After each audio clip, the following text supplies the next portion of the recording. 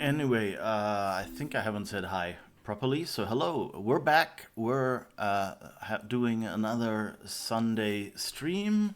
We're playing well, it's a game we haven't streamed yet. But on the other hand, it is not actually a new game. And I pushed the wrong button. Because what I wanted to do is actually look up from when the game... It's from 2001. My goodness, that means next year this game would have been 25 years old. So Myst, as some of you may know, is a game by Cyan. And Cyan is a fairly small studio. They started out doing Mac-only games and then did the first Myst game, which was a huge hit because it was basically one of the first CD-ROM games. And what they did was basically their games were slideshows. So they pre-rendered 3D frames and then pre-rendered little movies on them to make them look more alive. And that was basically what they did. And they kept that with the second game, Riven, the sequel to Myst.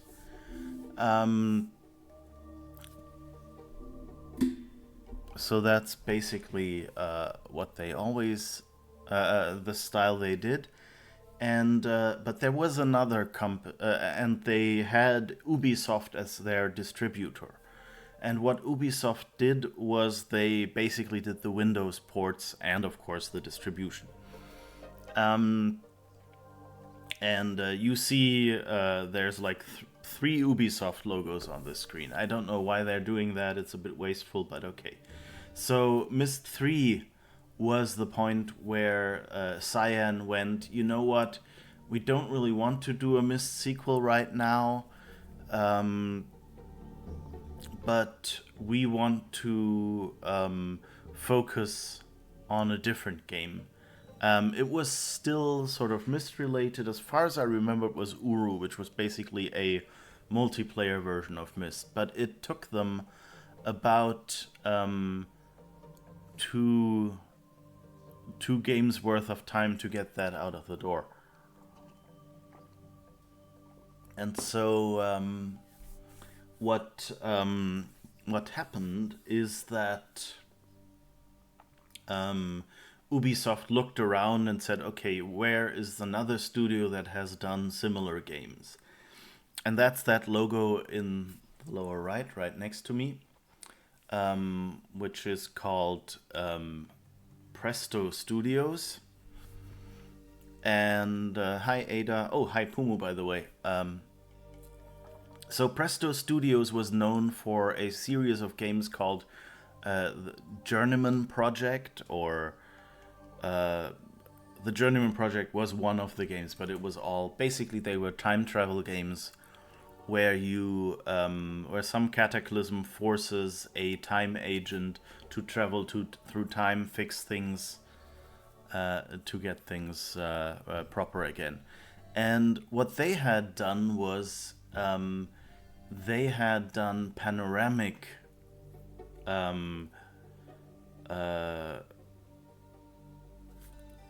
what do you call it?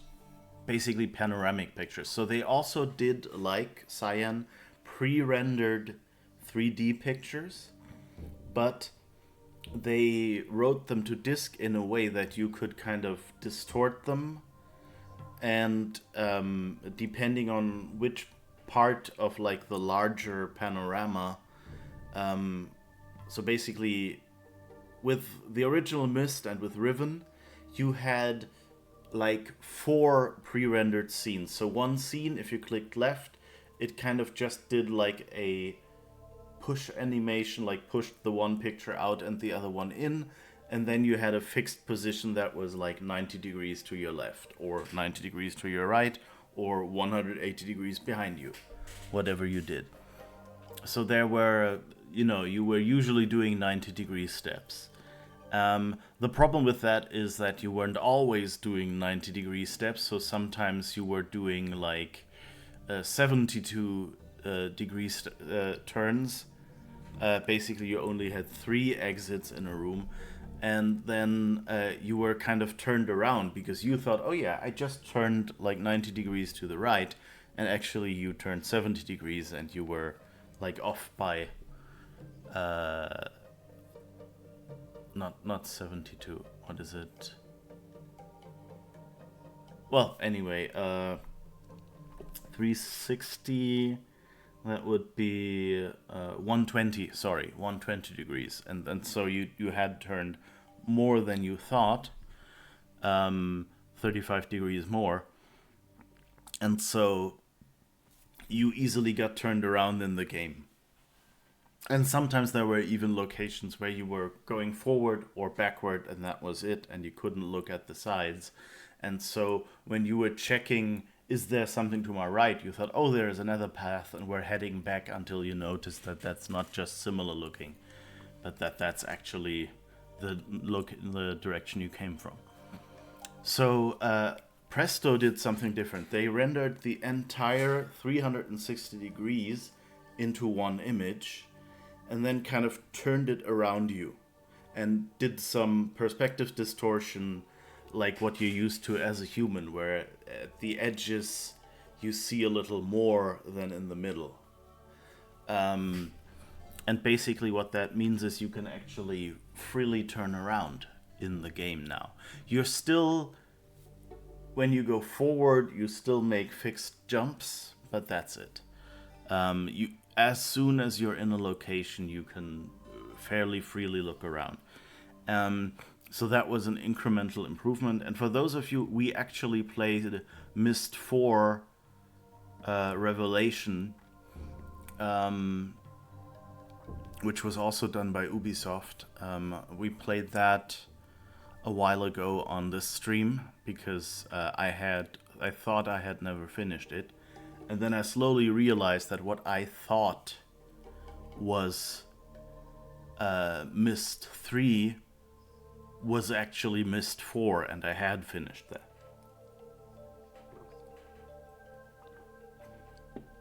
And so that was one of the reasons why I thought, it would be kind of nice to play Myst 3 again and to remind myself. So I put it on the list, but a game that's on the list is just might happen or might not. Fem Army Vet, hi, how's it going? One of your favorite game series, that's great to hear. I am a huge Myst fan. It's basically if I had to pick a game that's close to perfect, I would probably, for me, pick Myst. There's, I think if someone did a series like Myst with a little more foreshadowing, because in Myst you sometimes can end up in a location and the hints to solve these locations were in a completely different place that you cannot get to right now, and so you're kind of you have to figure it out yourself instead of using the hints that they thought you would have already seen. So that's the one thing that the Myst games don't quite always get right. But if they put that into the game, into these games, they would be perfect. For me at least. You just restarted the first installment off camera. Oh, cool. Did you use is it the 1993 version or is it the new remake? Because I can recommend the 2 remakes they made of Myst and Riven. They're really good. And they're 99% faithful to the originals. They made a few slightly weird changes to for one, basically to make it usable in 3D and in VR. So there's a few spots where, for one, they replaced all the live actors with 3D models, and especially in the original Myst, that it it feels the 3D models aren't really good. But they actually, like a few weeks after the game came out, they actually added a switch so that you can switch on the old full motion video stuff. So if you play the remake, then switch that one to the actors. For Riven, there is no option to get the live actions, but there is an option to well, the motion capture like is much better and things like that. So it's bearable. And they made a great. I mean, they couldn't get the actors back, of course, because some of them are already dead. So for that one, it was a bit difficult. It's the remake. You still have the discs for the OG version, but your PC doesn't support it. Ah, okay. I thought. Hi VOTV. Yes, Myst 3. Ubisoft plastering the logos all over. Yeah, it's ridiculous, right? Two big Ubisoft logos, like identical ones, and then the Ubisoft Entertainment logo and website in the corner. It's kind of, come on. But I like this game. It has some actors you might know from TV and things like that, so they've done a good job. And also, it's the first one to have the full motion video. Yeah, I think I was actually able to run the original Myst. I'm trying to remember. No, I think I just ran it on my iPad, and I think the iPad version still works. But I think because I had the remake on screen, I did a stream. It's still available on my YouTube. I once did a stream where I had like a little picture-in-picture. So I was playing the new Myst, and alongside in a little box playing the old Myst on my iPad, just for comparison. Presto developed this. Ubi merely published it. Yes. Myst 3 was the first Myst game that had the 360 view with video playing at the same time. Yeah. Hot take, this is the best game in the Myst series, and it's not particularly close. We'll see. I don't remember much about this game, which is why I decided, okay, I've never streamed it anyway, so I might as well replay it. Actually, everything I remembered about Myst 3 was actually Myst 4, and I found out when I, a while ago, streamed Myst 4. It's the best non-Cyan Myst, for sure. Okay. I loved Myst 4, so I think they did a really good job on that. It was like the best development of this engine, like of the style of engine that Myst had, just with panoramas added. At one point you had all 5 games in the series, but you lost half of them. Ah, pity. I think I don't know. Some might be with Ada. I don't know. We kind of borrowed stuff across, but I think Myst, we had the 5-disc edition. That should still be around somewhere. I have Myst, Riven. I mean, the 5-disc edition. That should be around somewhere. I have the Myst CD. I think I have here. The original one that I got with like my first own Mac. Yeah, you have that. Should I bring it to you?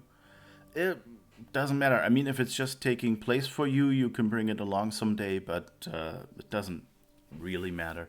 I have most of them on Steam or GOG as well, so it's not as if I can't play them. All right, where were we? Yeah, we'll see. I mean, as I said, I don't remember much about this game except for Brad Dourif being in it and being pretty good. So we'll see how good it is, and especially how the engine feels. Very ambitious.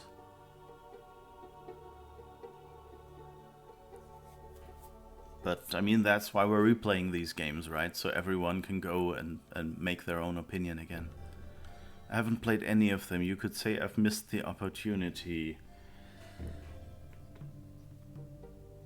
Oh, I forgot to start the bot.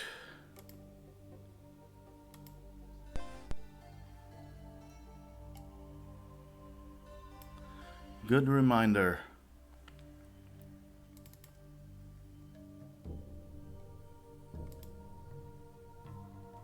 Okay, let's do this again.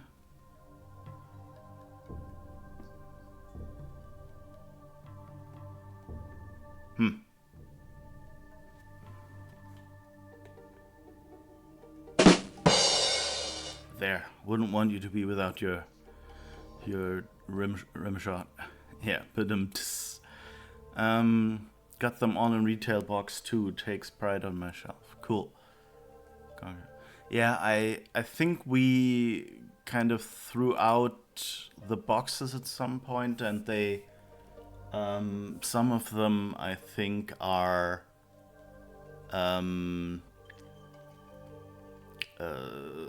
I think some of them like got crushed when like several shelves collapsed and things like that. So I'm not sure. Like, I have the discs.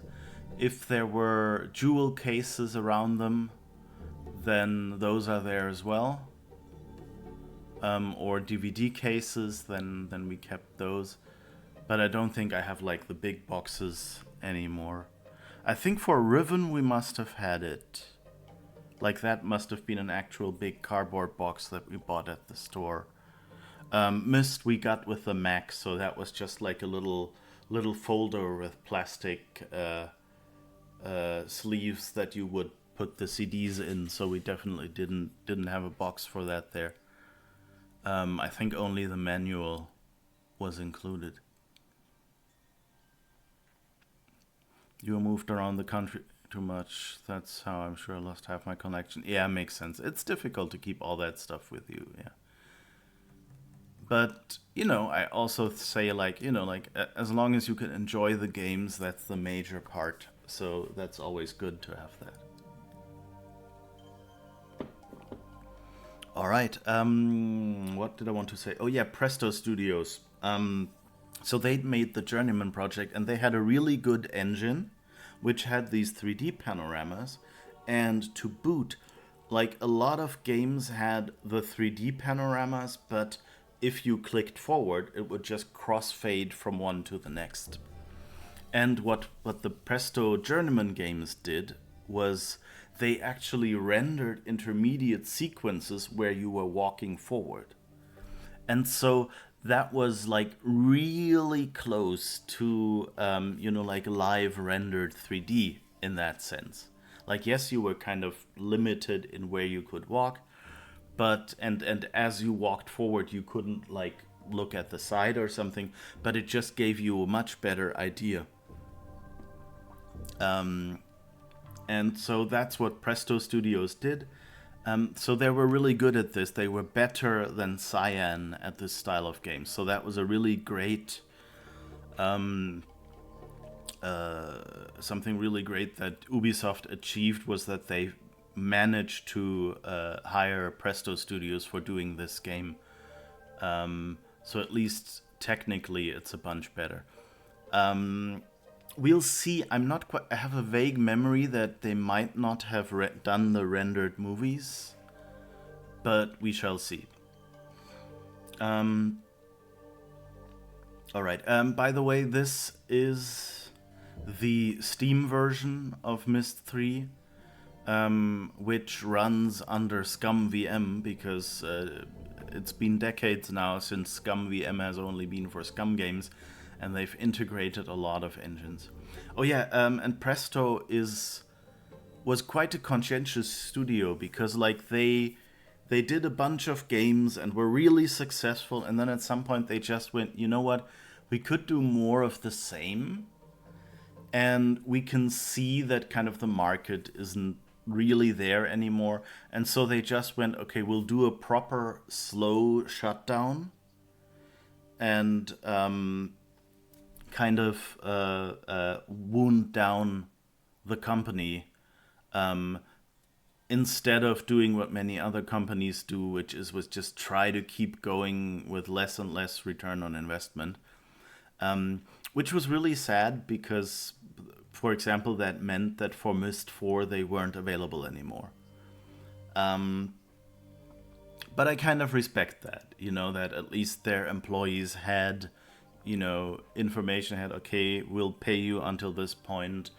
You can, you start looking for new jobs and things like that. And they just, they just wound down their studio basically at the height of their fame, which, not everyone does. And I mean, there is still like the studio owner, I think, still has the assets, and that's how it got to be supported in Scum VM, as far as I remember. That thing is still there. There is still someone kind of acting as Presto and occasionally doing re-releases, but that's about it. Which, should maybe the former employees get some of that money? You could argue. But I'm not deep enough into that story to see how that actually turned out. Maybe until the next stream or something, I'll look that up and come here and say, oh my god, it was horrible. It was just like Telltale. They just kicked everyone out and kept the money for themselves. Or Ambrosia was another big publisher like that just suddenly went like, okay, you're all gone, shut down, and I'm just living off the residuals. I think that's what I hear. I mean, I've not been there, and I actually haven't been an Ambrosia player, so someone correct me. But like, there's a bunch of companies where that basically went down like that. Alright, I've talked long enough. Let's click new game and see what's going on.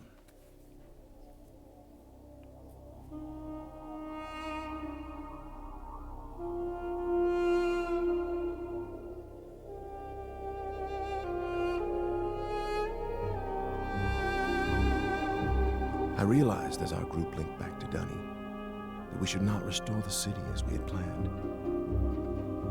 The once magnificent buildings lay in ruin, testament to the hatred that had consumed them. Too many people had fallen victim to that hate, to the prejudice and greed from which it sprang.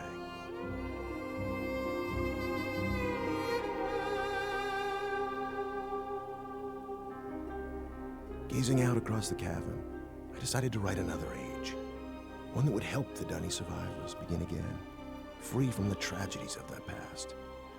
So with my wife, Catherine, supporting me, I put aside that past to write a future.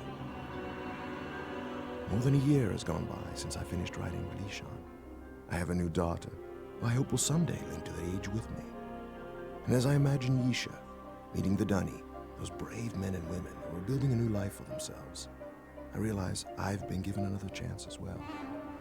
A chance to learn from my mistakes and leave the past behind me once and for all.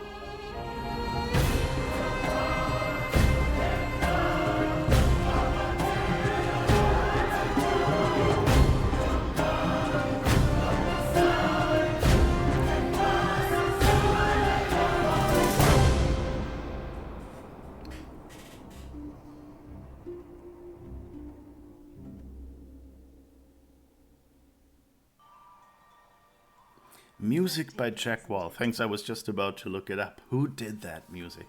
I think Jack Wall was... Atrus is Rand Miller. You can hear it. Like, it's the same voice. It's the same look. Yeah. Which one had the Peter Gabriel soundtrack? I think that was Myst 4. Yeah, that was the one we played previously. Okay, I'm not quite sure. I mean, this feels pretty okay, but it felt like the frame rate earlier in that movie was a bit choppy, so I hope we don't have that everywhere. And as always, like, Myst just goes like, here you are. Do something. And there's not much instruction. Well, there is. We call it Tamana. We moved here after Atrus finished writing Relation. He wanted us to have a new home too. I'm so glad to see you. I told Atrus our paths would cross again. He was just going to grab something for your trip to Relation, so he shouldn't be terribly long. Unless he decides to check over the whole house first, which means he could be hours resetting all his padlocks. But I know he was looking forward to introducing you to the Dunny, so he shouldn't be terribly long. Why don't you wait in his study?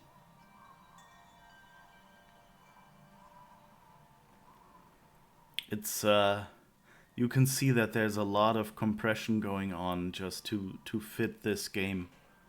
I think this one was 1 DVD.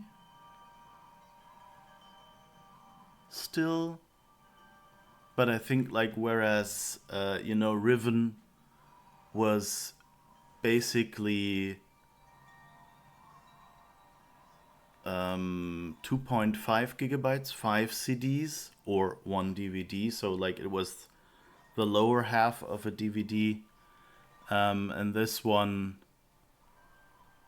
yeah, something like 4 CDs, 1 DVD. That sounds about. But I think this one was kind of like pushing the top of the DVD, whereas Riven, you know, since it still originally came out deep in CD land, was kind of leaving a lot of space on the DVD. And that's Catherine, by the way. I don't think we've seen her a little bit in Riven. And yeah, Yisha shows up in Myst 4 again.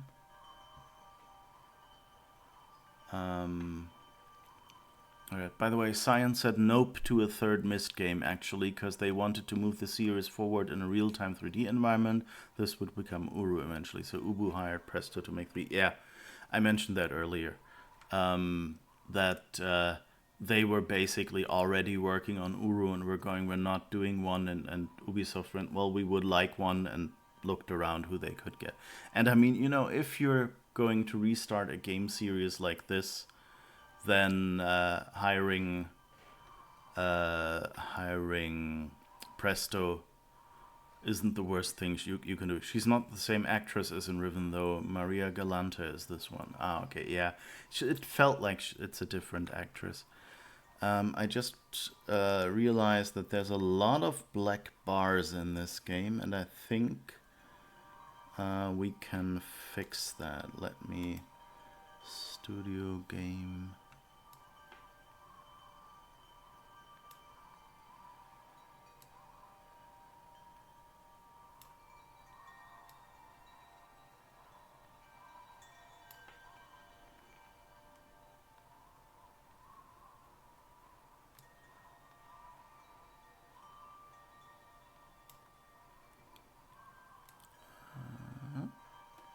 Okay.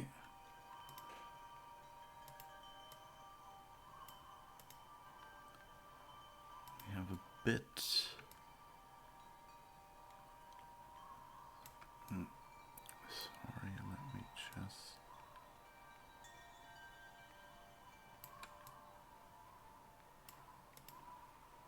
Okay, now it fits. That's much better. All right. Oh wait. I'll get out of studio mode again. Yeah. Got a little bit of stuff at the edges, but I guess it's fine. I could, I guess, put back my own black bars. I'll leave it like that for now.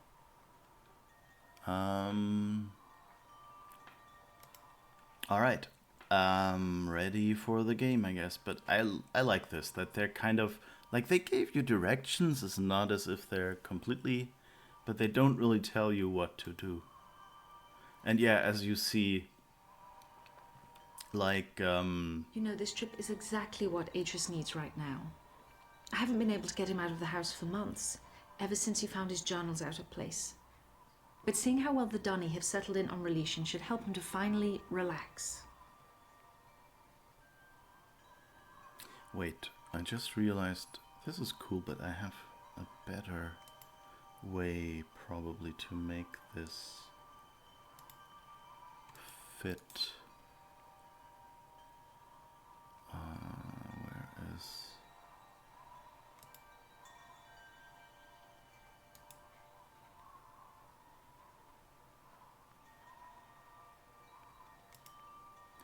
Alright, let's go back to this, because this is...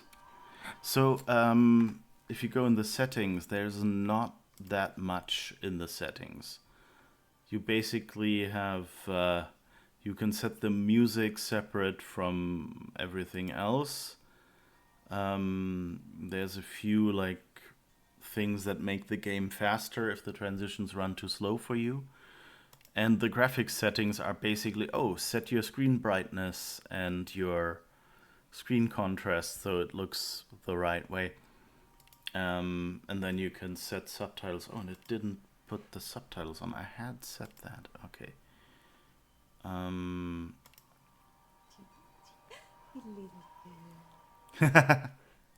Atrus doesn't usually keep people waiting this long. He's just been so concerned about his books. When he gets here, I will tell him you're in the study.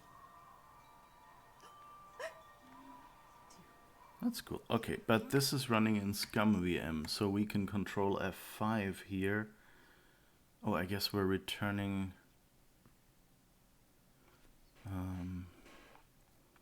and realized Jack Wall is a brilliant composer. Yep, he also did the music for Myst 4. Yeah, I think Myst 4 was basically, what was it, like two songs from Peter Gabriel, and the rest was Jack Wall or something like that. Myst and Riven's music are by Robin Miller. Yeah, that was, like, Myst was basically just those two guys. Well, was a little more if you count the non-related, what's his name? Also Miller, who did the extensions for all the transitions and the color stuff. Myst 5 and Uru are by Tim Larkin. Okay. Okay, so we might be replaying this anyway, but then we'd have the subtitles, so that should be okay. And now we go game options, graphics. Full screen, no, where was it?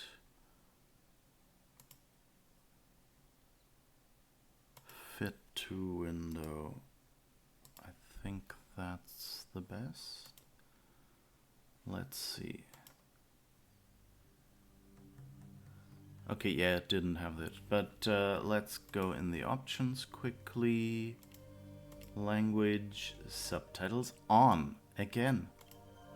Why aren't you listening to me? Let's see if we get subtitles for everything this time.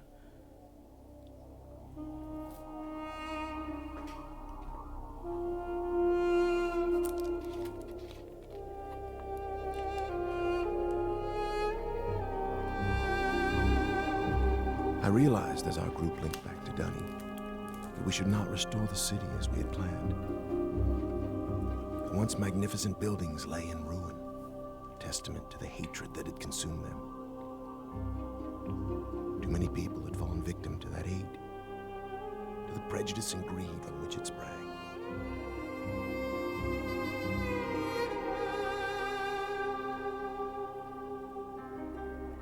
Gazing out across the cavern, I decided to write another age, one that would help the Dunny survivors begin again, free from the tragedies of their past. So with my wife, Catherine, supporting me, I put aside that past to write a future. More than a year has gone by since I finished writing Releation. I have a new daughter, who I hope will someday link to the age with me. And as I imagine Yisha meeting the Dunny, those brave men and women who are building a new life for themselves, I realize I've been given another chance as well. A chance to learn from my mistakes and leave the past behind me once and for all.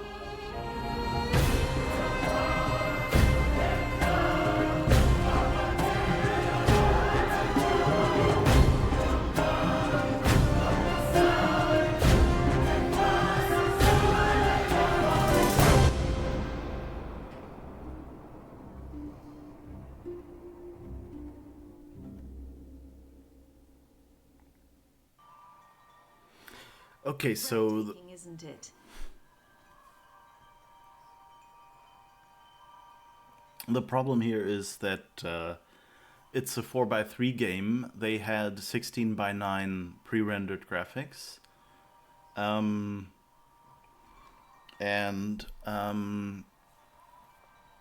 the subtitles are in the gutter below in the black bars, which makes sense for a 4x3 screen, but of course is a bit bad for streaming. So in the interest of the subtitles, we'll leave it there.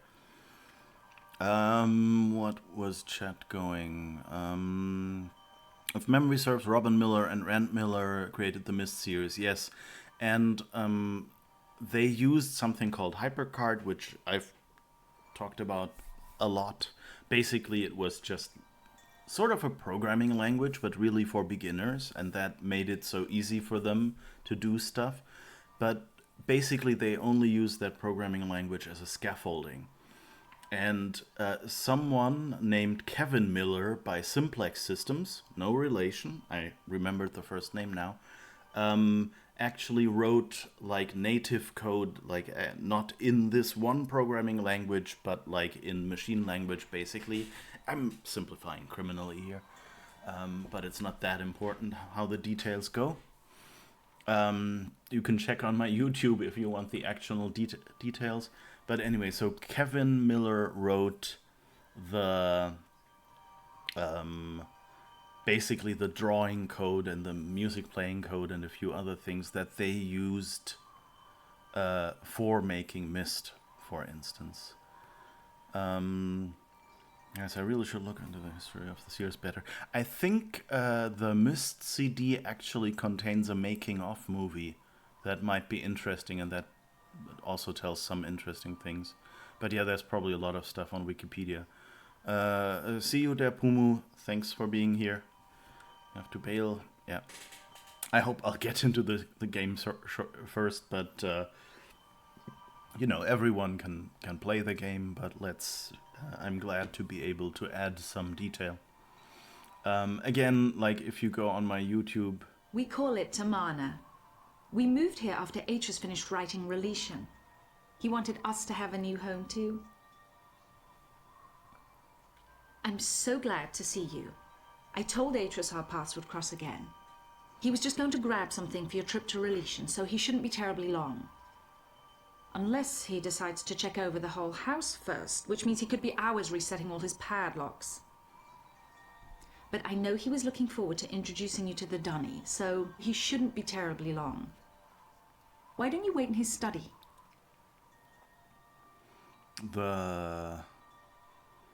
You can tell that it's presto, like there's a bit more action and a bit more game directions in these short scenes and things like that. And remember, she's just playing this on a green screen, and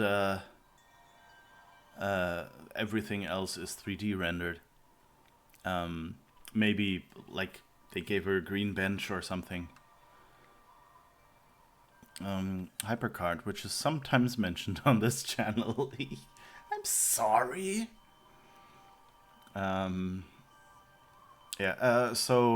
YouTube, right. I did a stream on my YouTube where I basically fired up an old computer, installed HyperCard on it, and took the original Macintosh version of Myst, which was the one that Rand and Robin Miller made themselves, and modified some of those files so HyperCard would recognize them again, because they changed them so that if you had HyperCard, you couldn't just double-click one of the Myst files and accidentally run it in HyperCard. And then showed like which parts are and how it was built and things like that. So if that's your kind of thing, you can find that on my YouTube. Okay.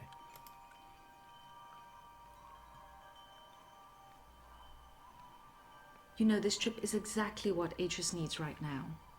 I haven't been able to get him out of the house for months, ever since he found his journals out of place. But seeing how well the Dunny have settled in on Reletion should help him to finally relax. I like this. This is a different approach. Like usually Myst, like the first Myst just dropped you into the world alone. And at some point you find a letter kind of giving you a vague idea. And here it feels a little more alive. I mean, we don't yet have like in Myst 4 like the moving leaves or anything like that. But the game settings promised me moving water, so we'll see. I think that was the point where the loop is. Yeah, it's a good loop though. But here it's like she gives you directions. She says wait in his study, so I guess we have to go through one of these doors. And then she goes and says, like, oh yeah, he found his books out of order. So you're getting slowly being drip fed the premise, which I like. Oh, and I just realized, okay, let's do a slight fix, because there's really only black bars on the left and right. And I think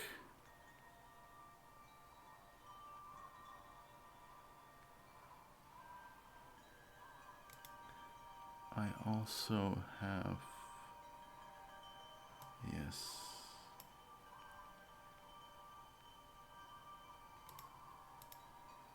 here. That should look better. Okay. Alright. That should be a little better, because at least then I'm not covering the game. Alright.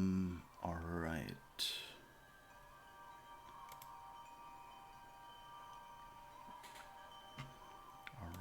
which is his... I'm sorry, the other door. It's a bit sad that there's no animation there.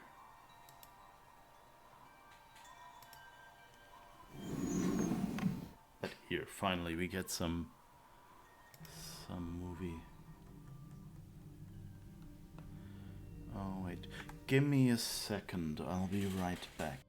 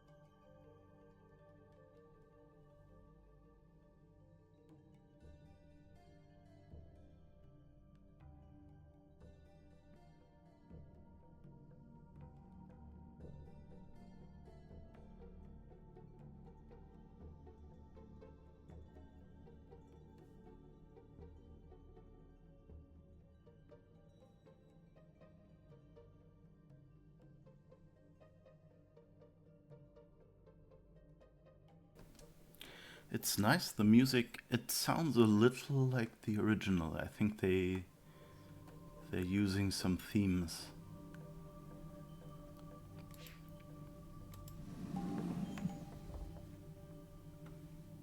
Oh, I guess the door closed behind me. Okay.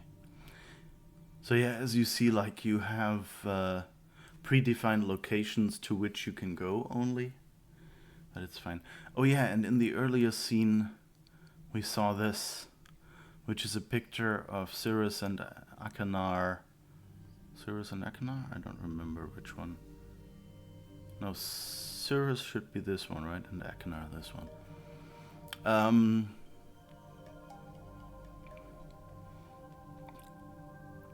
And which are the suns that come up a lot in the previous games.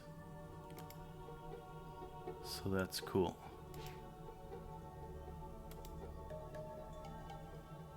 There's a magnifying glass, but we can't actually magnify anything.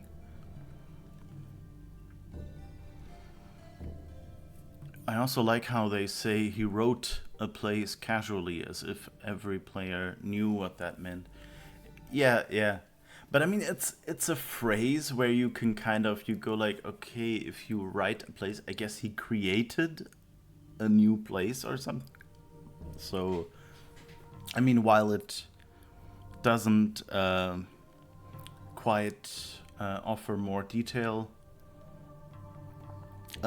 it's kind of a phrase that that is very understandable, which is also cool. Cyan is also not clear on that one.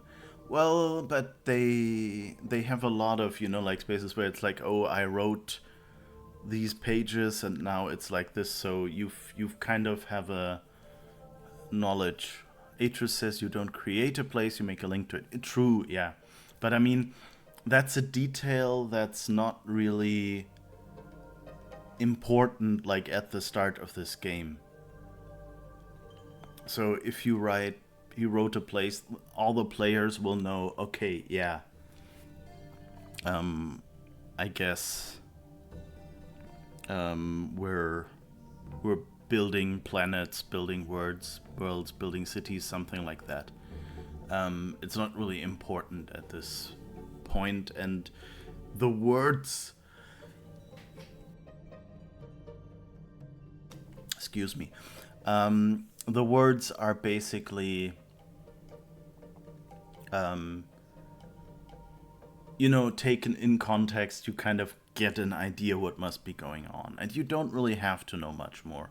And if it becomes relevant to a puzzle, they kind of establish the rules at that point usually. So I like that they chose the phrasing and that they don't over-explain everything at the start. But yeah, at some point in the previous games they actually mention, yeah, it's not, I think they weren't clear themselves. I remember, oh, but that was Myst 4, I think.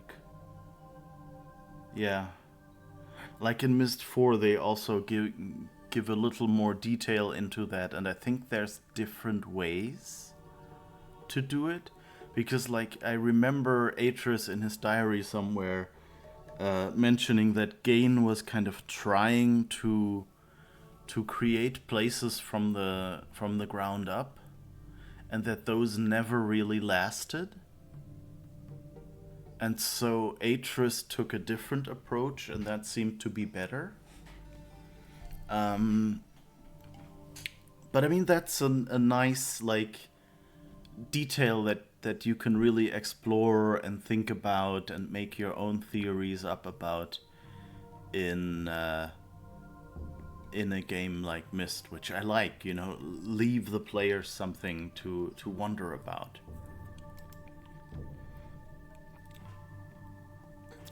Tamon, thank you for responding so quickly to my request for Nara padlocks.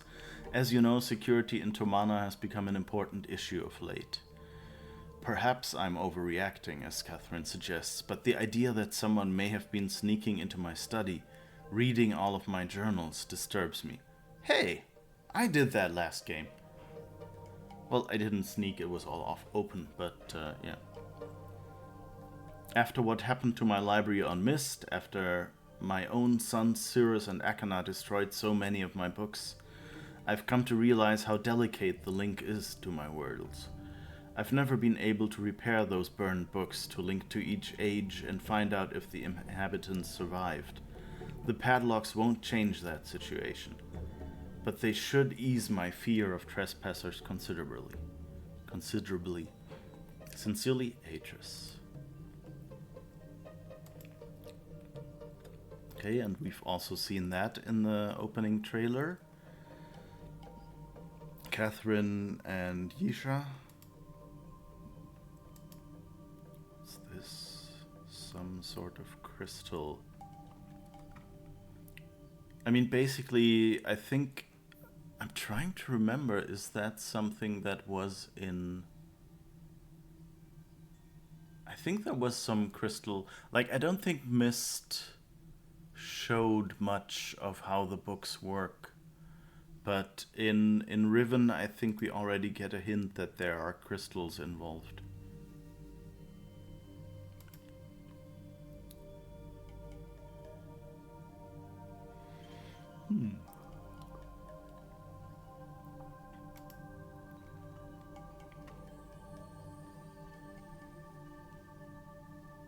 Okay, I think we've looked... Yeah, that's the book. The letter. And here, there's a book. That seems to be slightly broken.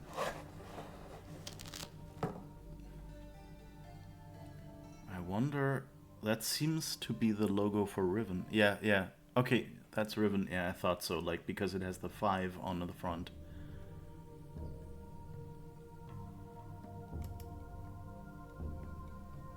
Okay. Of course, I've played this game before, so I'm kind of trying to explore first. And not trigger any things that might happen soon. Riven is all gone. Yeah, I guess it makes sense, yeah, because it got sucked into the what's the fissure called? Starlight Fissure or something? Yeah, into that one. Okay, those are people leaving or arriving. I guess they seem to be greeting each other, so I guess it's people arriving with a ship. Starfisher or Starry Expanse, yeah. That was also the name of the fan project to rebuild Myst. And in the end, Cyan basically went and hired a few of the people who did Starry Expanse, and I think they basically were the people who made the Myst remake, and then later the Riven remake. Although I think it wasn't like, it was like 1 or 2 people and the original team was bigger.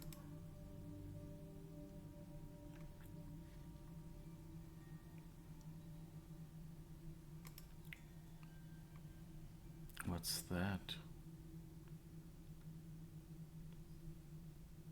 Destroyed city?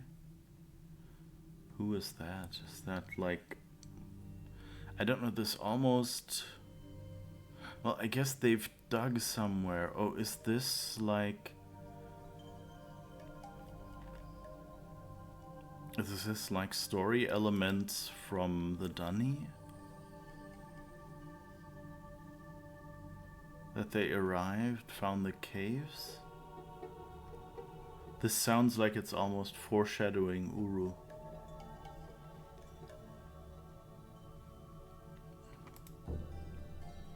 And here's the book to release. Well, my friend, I see you found the Relishan book. Catherine tells me you've been here for some time. I'm sorry if I've kept you waiting. Since we'll be gone a few days, I needed to secure some of my things. And I also wanted to bring you this.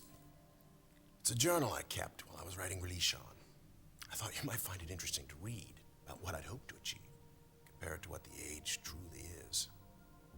Well, just let me get my keys to unlock Release on, and we'll be off. Oh, and I'm interested in hearing what you've been up to in recent months.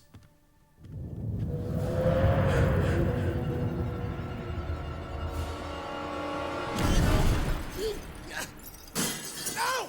No!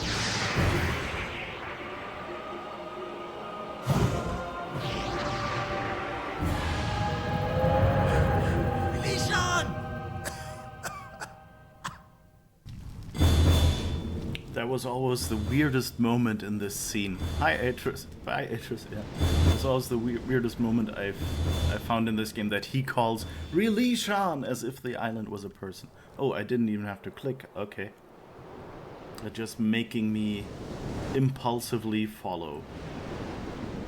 Again, the frame rate on these movies is a bit choppy. I might have to fiddle a bit more with this.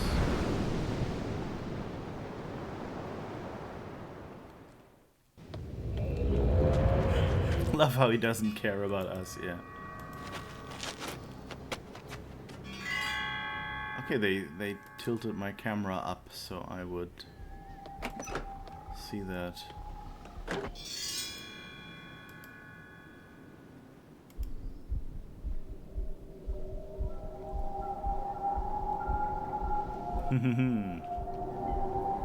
Found him. I know where you live.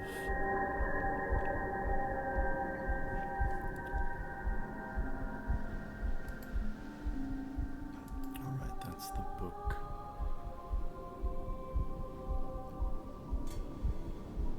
I wonder if he comes back like, why is there someone staring?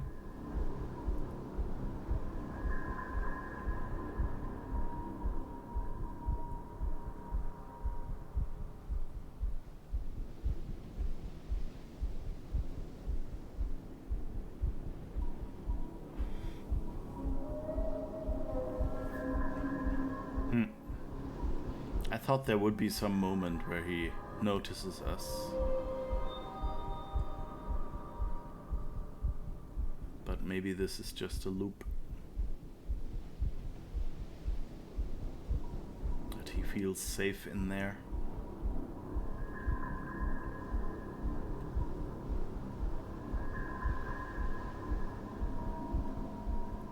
You can tell a bit that that's like the pre-recorded stuff and then the pre-rendered stuff. It looks a little weird how he passes by the window.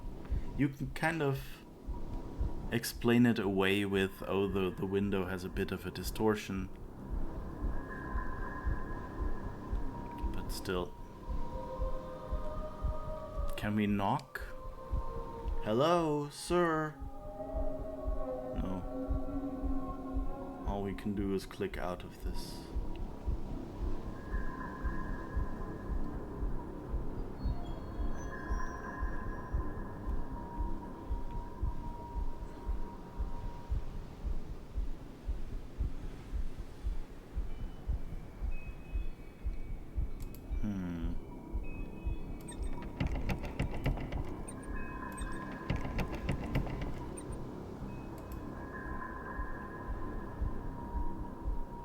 And he's just doing his loop. Okay. Whoa. Yes. Better not look down. But yeah, I guess this is our usual Myst thing, which is like, oh, they left you here.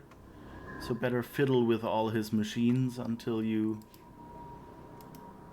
find out.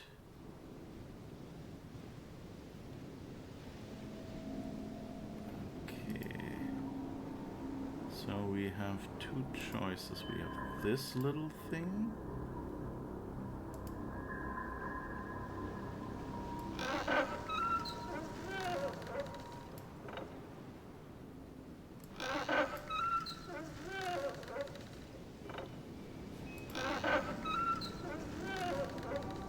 Okay. This looks like a set of lenses, so there's another one over there, so I guess we'll have to do something. This is funny with these Myst games. They're real and 3D enough that my instinct is to put my fingers on WASD and start walking. So I'm always sitting here with like these fingers on that. No, this is a game I can leave my hand up and I can just use the mouse. There's nothing else to do. Okay, this is an interesting thing.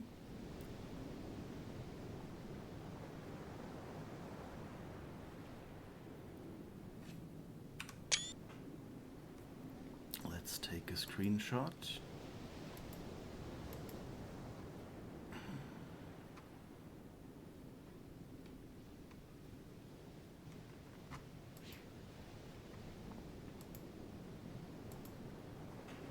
Oh, there's a hole in the island, dear Henry, dear Henry.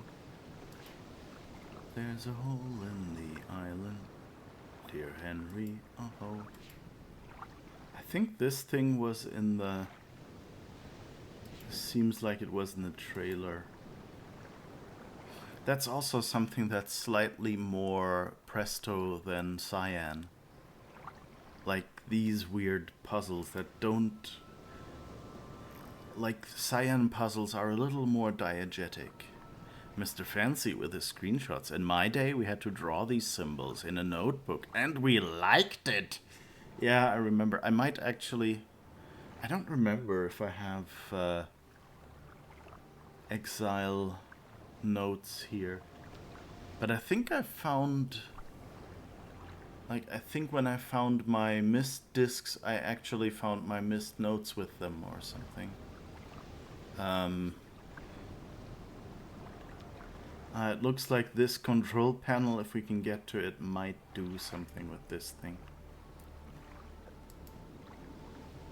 But this looks more like, you know, like a game lock. Where it's just like, yeah, we have to find some fancy and cool looking way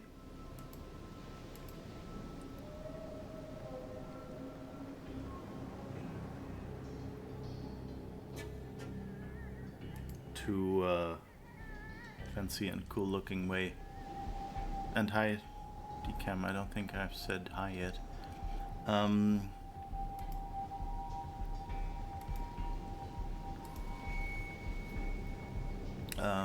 Yeah, but like there's always these two ways, like you can just put a puzzle of some sort in there that people just have to solve, or you can create a puzzle that, you know, is just something in the world. Like, oh, this bridge broke.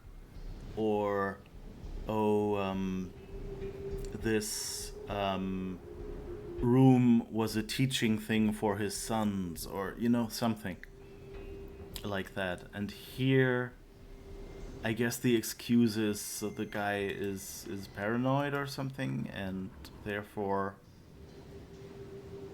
looking...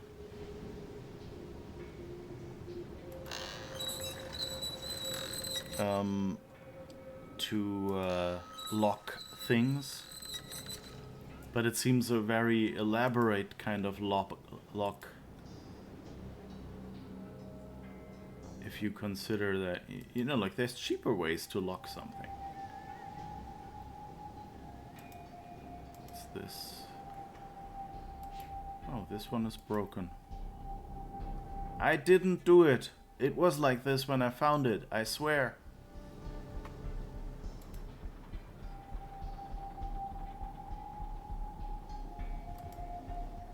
I mean, that's more of a, you know, diegetic, so like in game world lock. If you go, yeah, there is this machine, but this part of the machine is broken, and so you have to reroute the other way around the broken part to get it.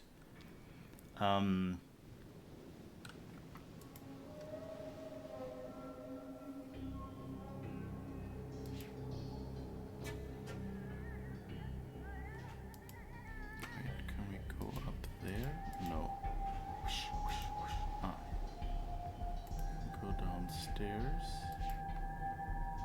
And that's... Oh, there's stairs here.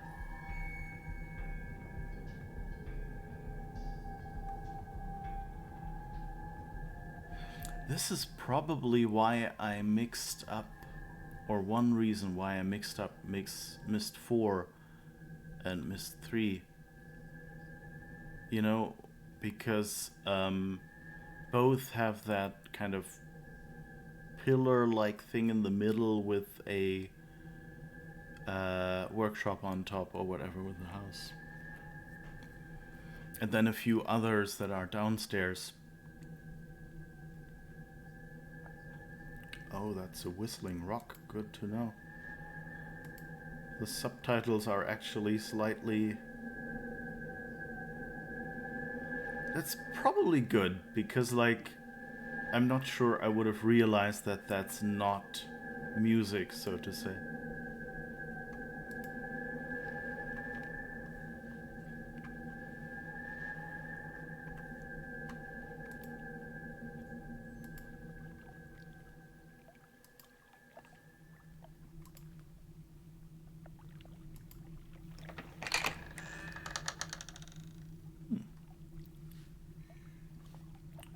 Is this an elevator?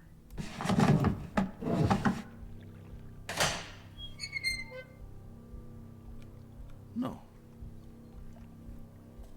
Apparently it's a secret door. Oh, that might be something elevator-ish. Oh, there's another door. I'm so gonna get lost in here. Let me just... Is there anything? No.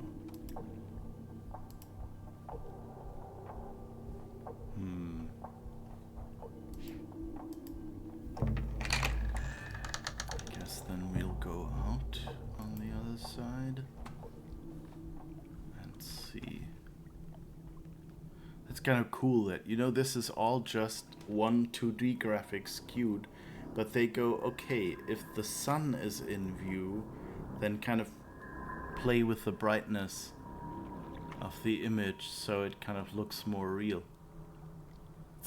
It's lots of very simple tricks, kind of like they did in Myst 4. I mean, we've gone into a lot of Myst 4 tricks. Like, I don't think, like, the depth of field effect from Myst 4 this doesn't have yet.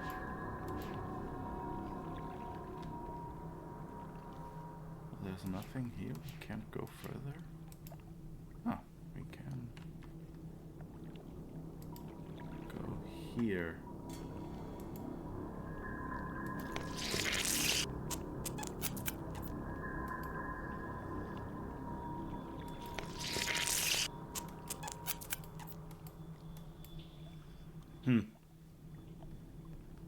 Can I feed it something?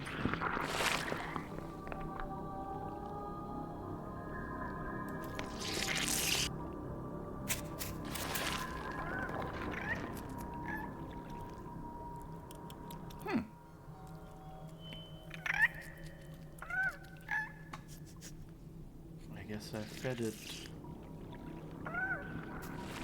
Gave it a path to its food. Maybe the implication is every idiot can unlock a lock with a key, but its lenses and cables and rolling things, etc. Only few people are curious enough to play with it successfully. Possibly, yeah. Discreet. Yeah, it's a cute animal.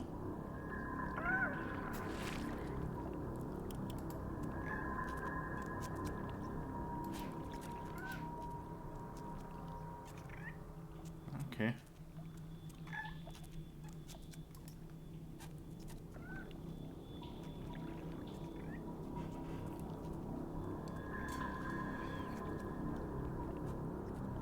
The music is very foreboding. Oh, you can actually walk back here. And there's a ladder.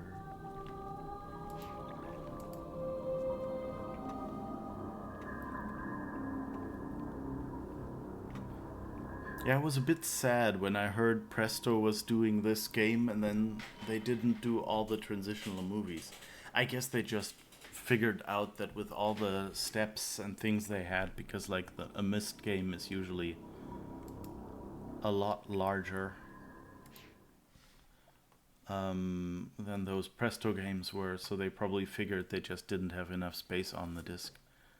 It's such a nice and relaxing, quiet place, and they play spooky music. Yeah, really. Okay, let's go up here. I don't know if we can do anything with these. Oh. There's a door here, but no real way to walk to it.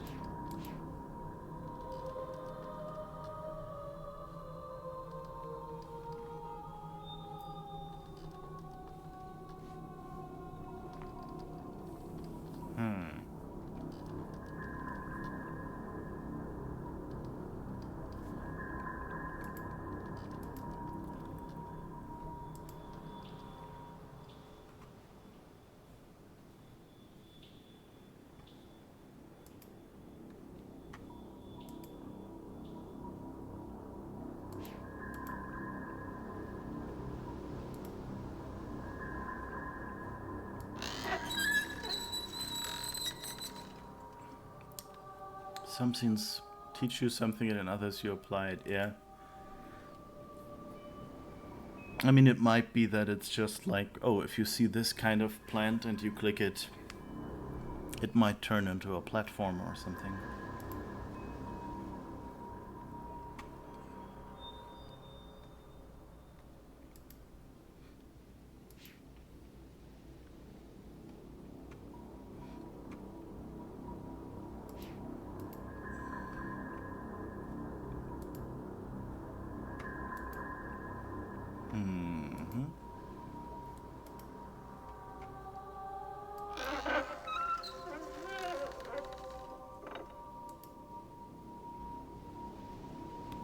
This is pointed at another one, at this one, with the red. Okay.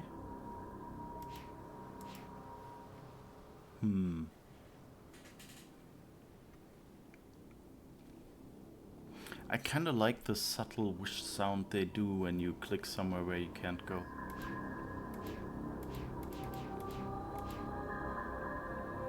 It's kind of you know, subtle enough that you can go, yeah, it's wind or whatever, but also prominent enough that you kind of get the idea, okay, that just means nothing to do here.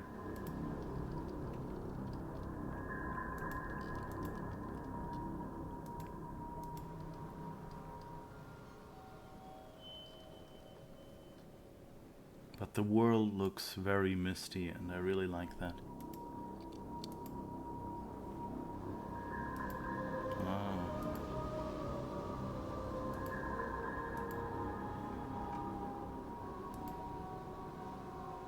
This one points at a yellow one.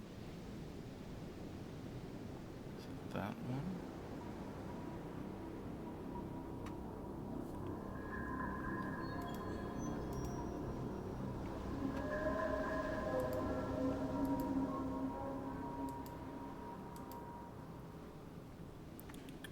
Okay, we can just walk through underneath and then walk up here. Okay, that's that one. Okay. That's where we are, and I think... No, this is not the one with the hole. Oh no, it is the one with the hole. The question is, can we go down there and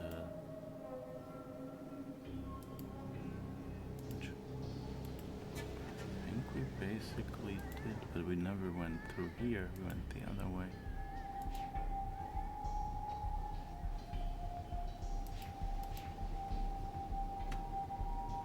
Okay, we can't really walk through there. So we don't really see how we can unlock that other thing.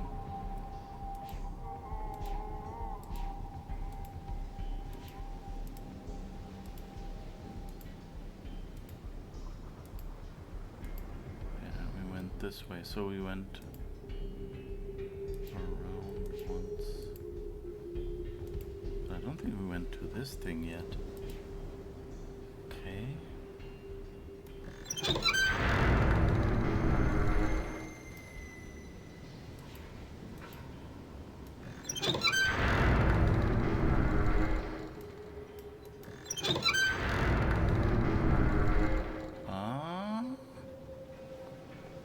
We've turned it, and there seems to be an opening, yes. Ah. Now we have a light that comes out of this thing. Yeah, and this points in this direction where the broken thing is, which means we can't do anything with it. But what if we turn it around?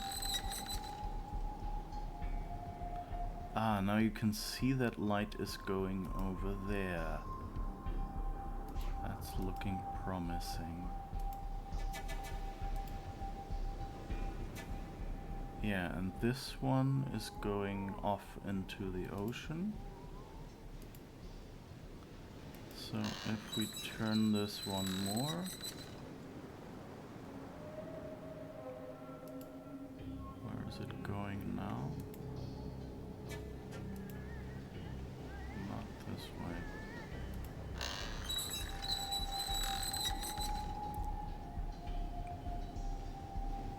Oh, okay. So this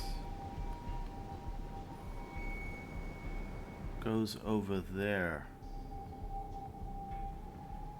Or maybe we have to get it in here?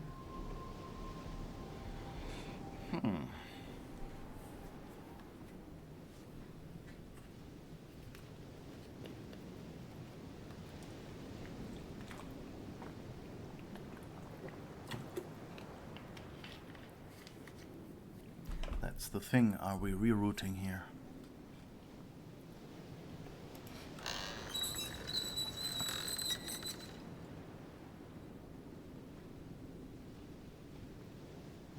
Sure. Let's see where this goes. If this goes into this one.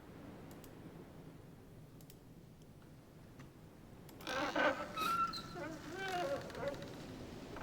if we have to make it go to the other side.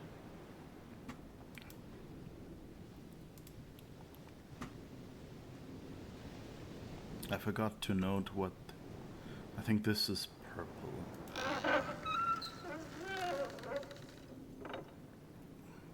And I think this doesn't really point in that direction properly.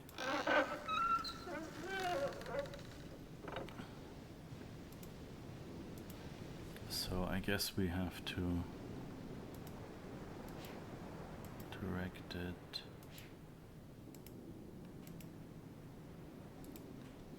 the other way around. But I think this is, like, as much as I love the original Myst and Riven,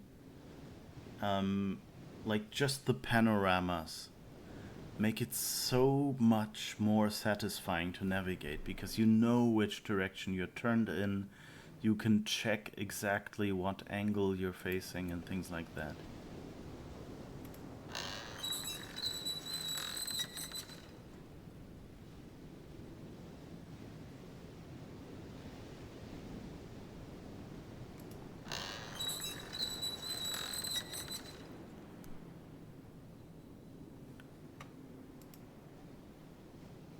I mean, again, keep in mind, all this is from the time where people basically didn't have graphics cards.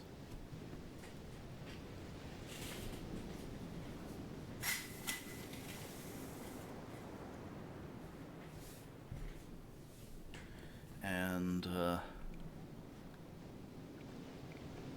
so all of this stuff was pre-rendered, and then only what your computer had to do was a bit of distortion so that it, you know, the turning sideways through the panorama would feel real, because otherwise you kind of get sidewalks that come from here and turn and go back from your view. That would be like this, you know, And that looks really weird. If you've ever done like a panoramic photo on your phone, you know what I mean. And basically what they do is they, you know, you have that here, but they distort the edges so that you don't see it that way. And suddenly it looks 3D again.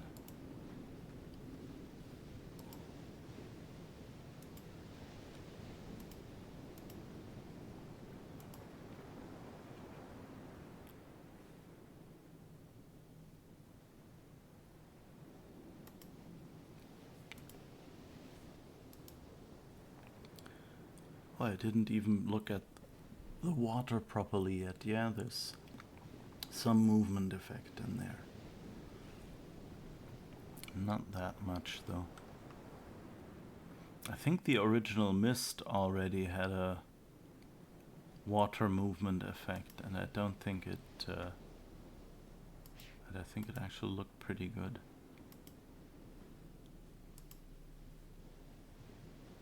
Oh, here's another one.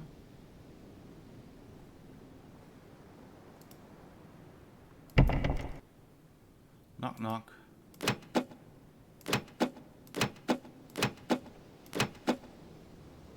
Huh. I guess I have to find a code.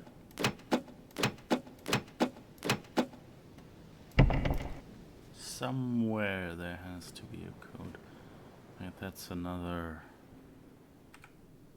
no, wait, this button. Screenshot.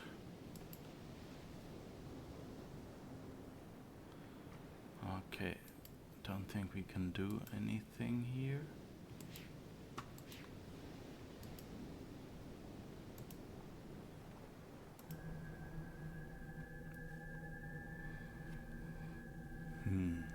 Knock knock, have you heard about our Lord and Savior, Gutenberg? He's into books.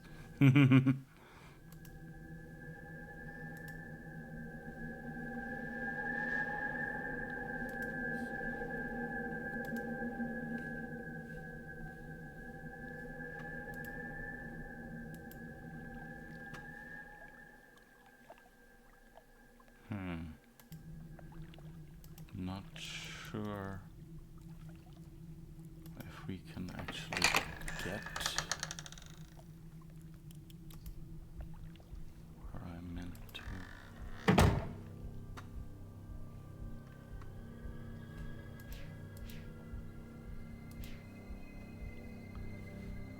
So this seems like it might be an exit or something we can unlock in some other way. Oh.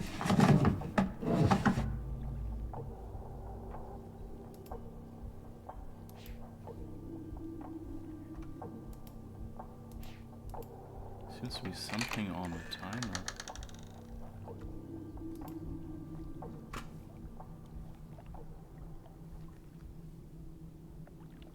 No idea.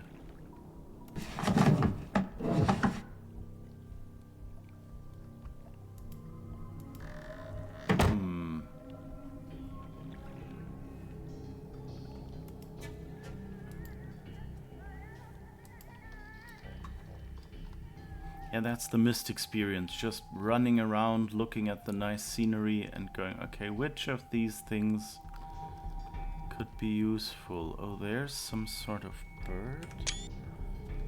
And back there was another window that I didn't notice.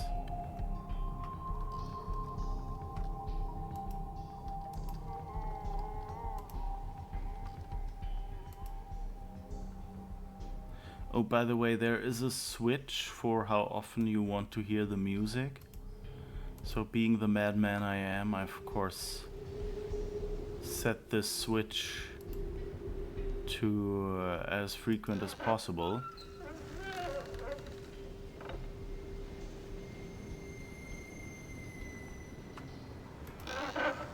Okay, I don't think we have any light here.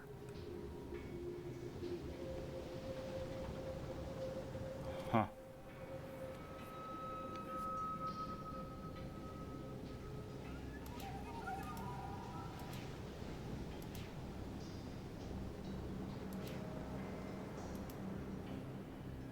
No, that's that spot again.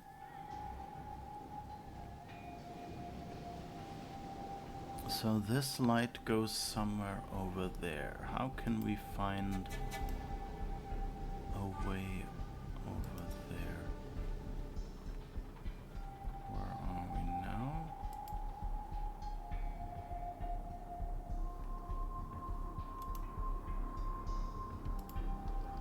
I guess we cross the bridge this way.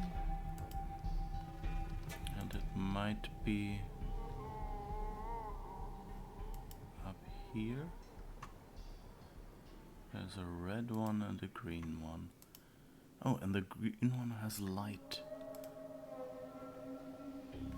Good. So this one is feeding the green one, and the green one is going over to the red one. That looks like something we would want. And let's go up. Okay, and that's going off into space. Okay. And now that should be over there.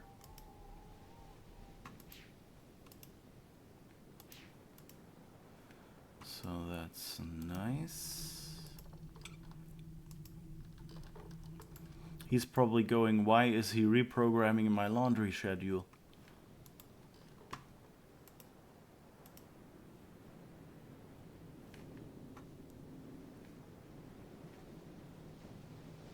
Either that one or this one. This one doesn't look like it has a light.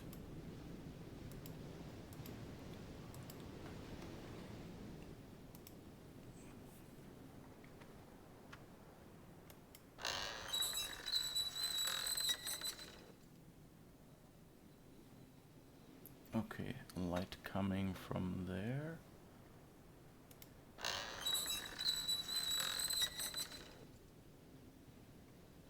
Light going to there. Yes. I have no idea where this has to go, but I mean this item maybe. Okay, there's light going out into the field. And now there's light going over there. That could be enough. Alright, let's go back up here. So you...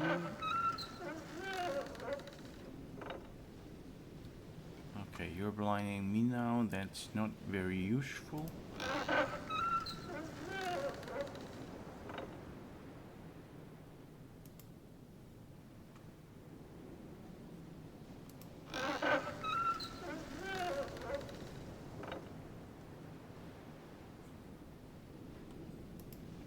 Okay, where is that going?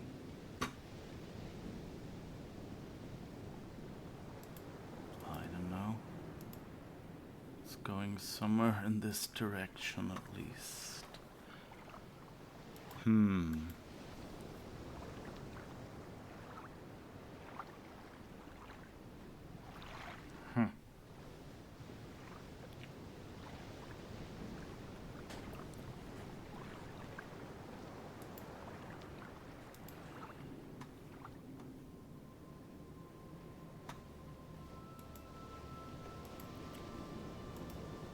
I thought it would point in here or something. But I guess it isn't. So what other options do we have? One that goes somewhere over there.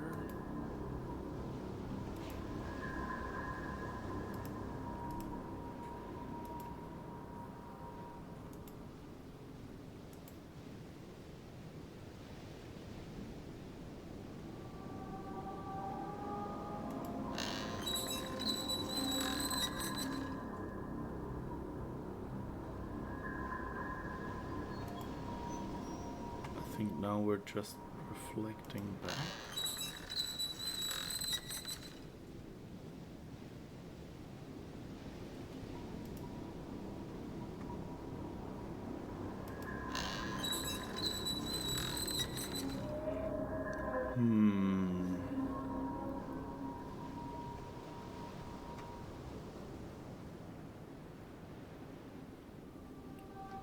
Okay, there's light.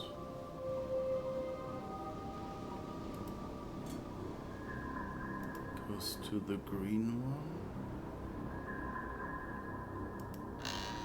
I make it go to the red one.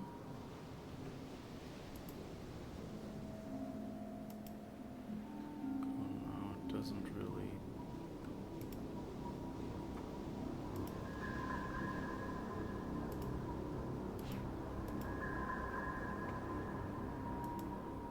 Yep.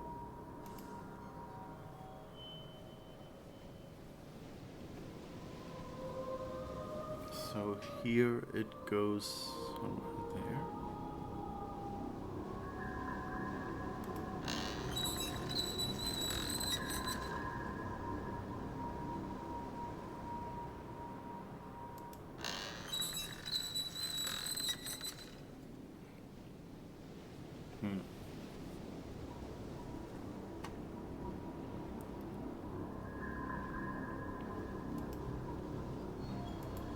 Can we move this one elsewhere?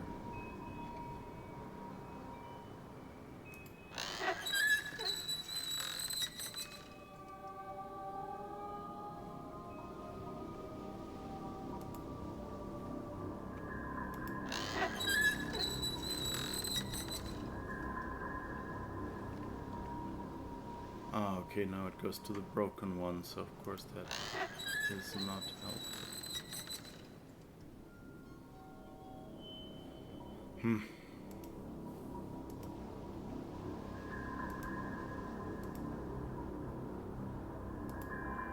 Let's see if we can see this window. Oh!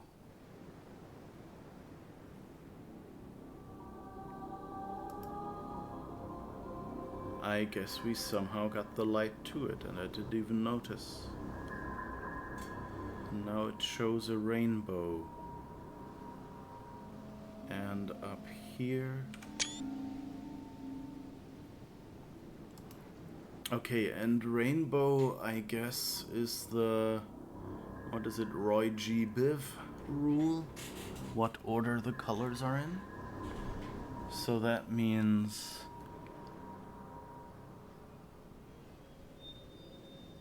red, orange, green,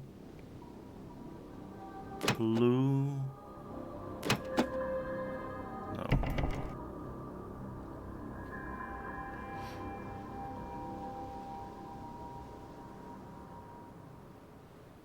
What is the order of colors in the rainbow?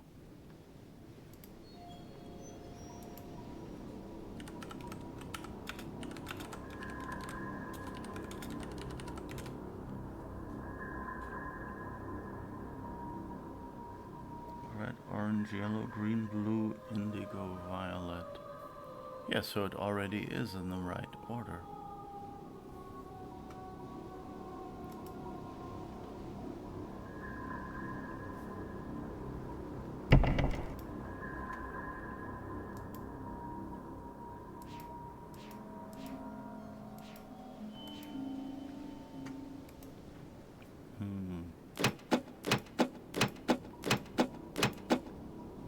Maybe we have to find colors elsewhere.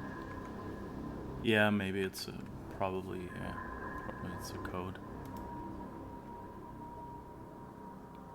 We'll see. Question is, where could we find a code that looks like colors?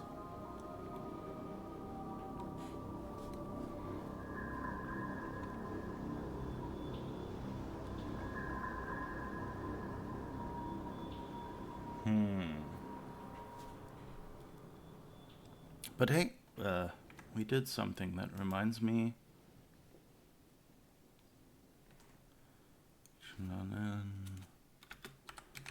Rainbow. Save. Okay.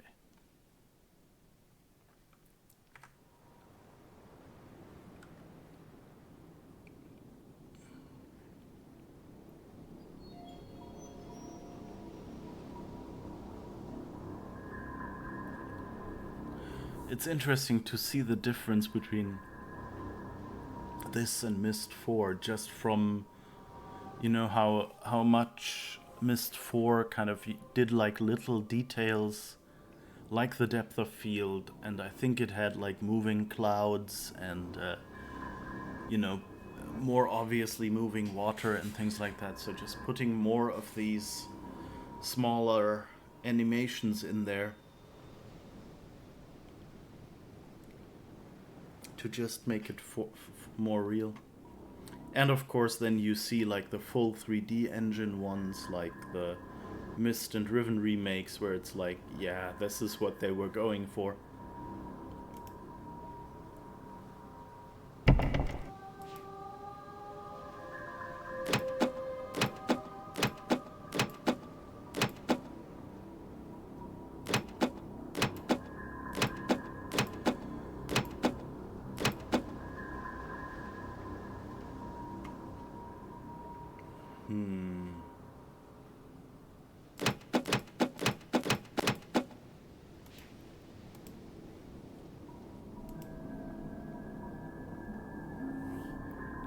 See anything anywhere that looks like a rainbow? Can't really think of anything.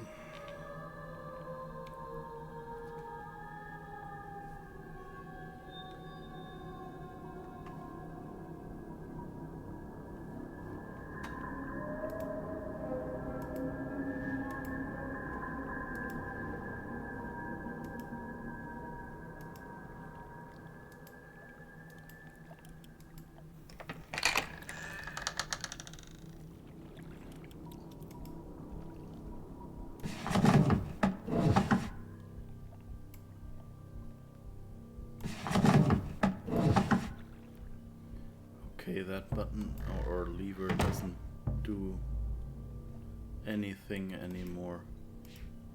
Oh!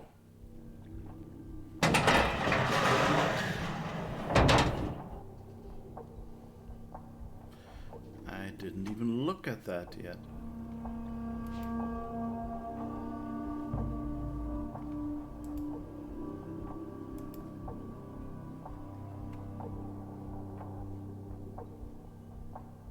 There's a few marbles and cogwheels and conches.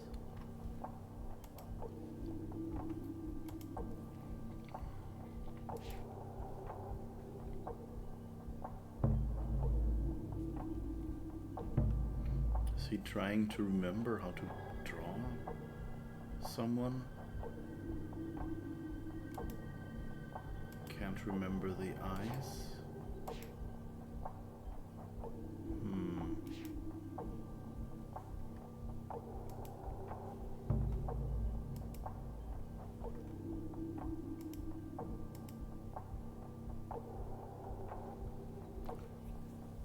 It's also interesting that here a lot of the spots that you can look at, you just zoom in to see them closer and then zoom back out, and that's it. Like in Myst, a lot of the spots that you could look at were actually, you know, like interactable toys, models, something like that, you know, experiments. And I think also that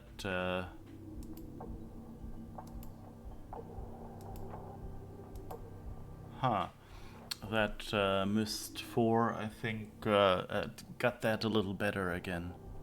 Like it was all experiments.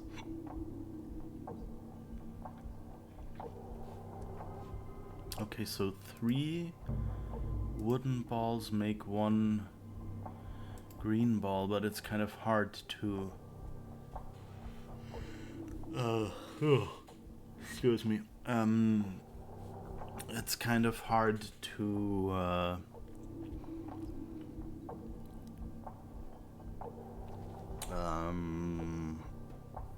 screenshot that one, because only in the close-up you actually get the proper green color. Oh, a book. I have done it. I have used his swirling linking book to follow him. I touched my palm to its glowing panel and felt the tingling begin.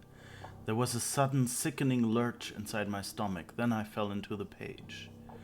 This has happened before, I know it. It happened the first time I came to this place, when I followed his murdering sons from Narayan.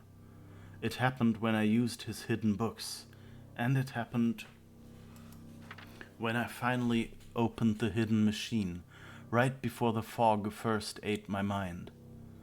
The fog didn't find me this time.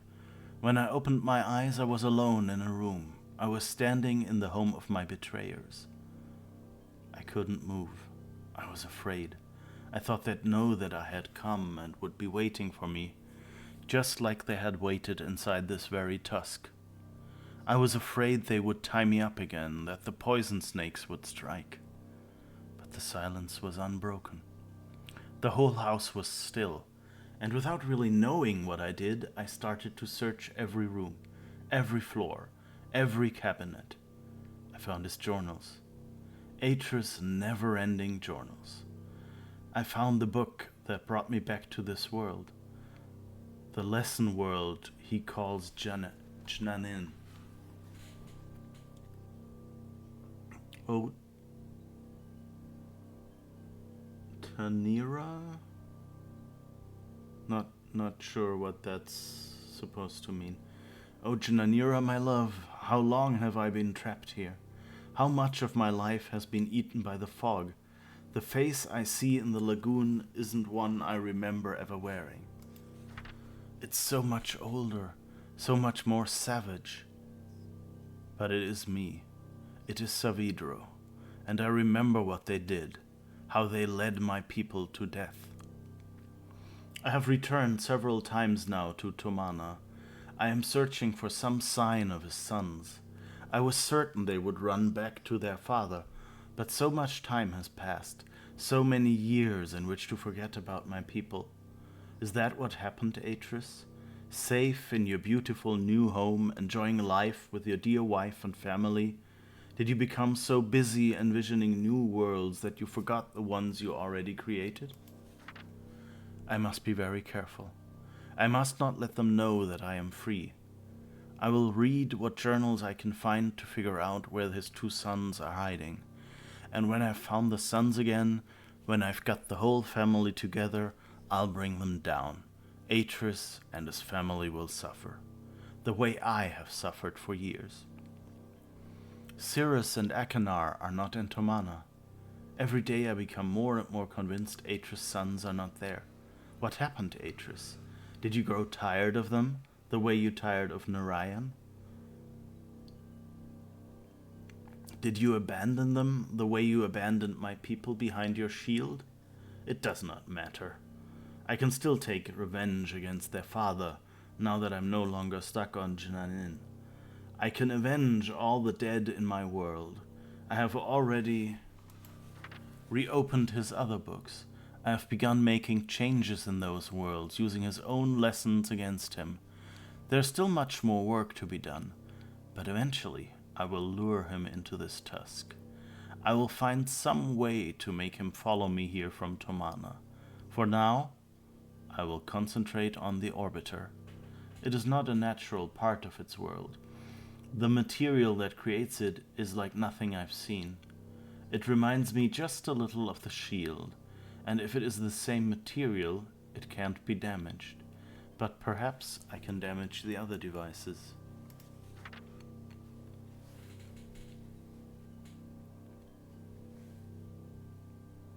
No, it cannot be true. Surely his journals deceive me. He says he's brought them back. He says he's given his Dunny brethren new life.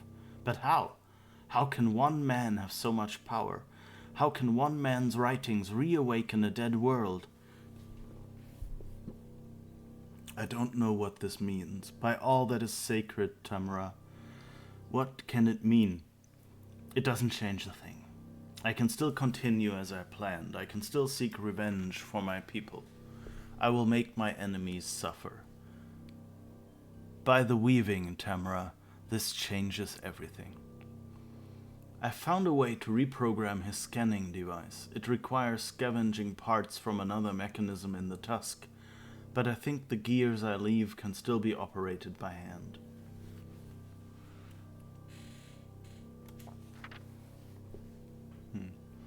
It is finished. All is ready for Atrus' arrival. Tonight I will sleep among the ghosts. Then tomorrow I will link into Tomana. When I link out, I'll be carrying his book. May the spirits of my people serve to guide me in this.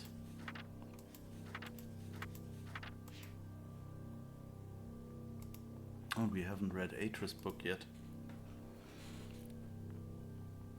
So I guess you're getting a reading, special reading stream now. Alright. 93-525. I always feared this day would come. For years, Catherine and I have dreamed of restoring Dunny. We have dedicated our lives to the task, taking it upon ourselves to locate the citizens of Dunny and convince them to return to their ruined city and rebuild. Our dream has become the dream of so many now, and the progress we have made toward achieving it is something of which we all can stand proud. But I know that it has been a mistake. The city of Dunny should not be restored. It should stand forever in ruins as both a symbol of our past mistakes and a memorial to all who lost their lives when Dunny fell. The devastating events of recent months, the war on Tirani and the death of Uta in particular, have driven this truth home to me quite forcefully. If we rebuild the city walls today, are we not giving approval to the very illness that destroyed our civilization in the first place? Are we not setting ourselves up to repeat that pattern again in future generations? I have put much thought into this tonight, and have found only one solution. If we, the men and women who survived the downfall of Dunny, are to thrive, then we must break the pattern of hatred which has destroyed so many lives. We must begin our civilization anew, and we can only do that if I write us a new age. I have spoken with Catherine about this, and she agrees. I only hope the others will see it as well. 93-526. Will these people never cease to amaze me? I thought they would object to my decision. After all, most of them linked back to Dunny specifically to see the city rebuilt. But when I told them why we should not restore it, their response was immediate and unanimous. Whereas yesterday they thought only of rebuilding, today they concentrate solely on salvage. They intend to take from their ruined city only that which is best and move on. Everywhere I look, the enthusiasm for this new task is obvious. It heartens me, even as I face my own monumental contribution. I have written many ages in my lifetime, from my first timid attempts under the tyrannical tutelage of my father, to my most recent accomplishment, Averone. Never before has so much been riding on my skill. The age I am about to write must be all I ever imagined, and more. How am I going to achieve it? 93-61. Catherine laughed this morning when she saw me drudging out my old notebooks. I must have made quite the picture, sitting near the embers of a fire surrounded by countless commentaries and journals. Some of them seemed more dust than paper, but the hours I spent sifting through them were worth it. I think that's... Is that one from a previous game? Seems like something we might have seen in Riven or something. Ideas for what this new age might be are tumbling around in my head. There are almost too many to catch hold of. Obviously, I must choose some starting point as my anchor. Writing ages is a science, a precisely structured equation of words. Every equation needs as its foundation an underlying concept around which the age can develop. In the past, I have written my books around whatever idea intrigued me most at the time. I wanted to discover how the age to which the book linked would manifest the results of that idea. Sometimes civilizations had arisen, sometimes they had not. But whether a society had come to exist on the age or not, It was often in response to whatever concept the book I had written embodied. This time, my search for a concept must be weighed very carefully. I already have the civilization. I wish to see it develop. I already have the I already have the civilization I wish to see develop. I know our history as a people and the paths we have followed to arrive here. Today, I must write a book which will link to an age that will allow us to continue on our way, growing ever stronger as one people. What underlying concept must this new age reflect that will best allow our civilization to thrive? I fear I must think on this some more. 9365. It has taken me some time, but I may have found my anchor. It came to me as I was considering what I know about the survivors of Dunny. We have seen so much tragedy in our lives, from the destruction of the city to the suffering and loss of loved ones.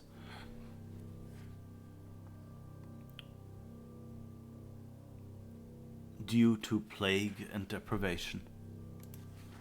Yet even in the midst of these adversities, my kinsman and I have found the strength to keep going.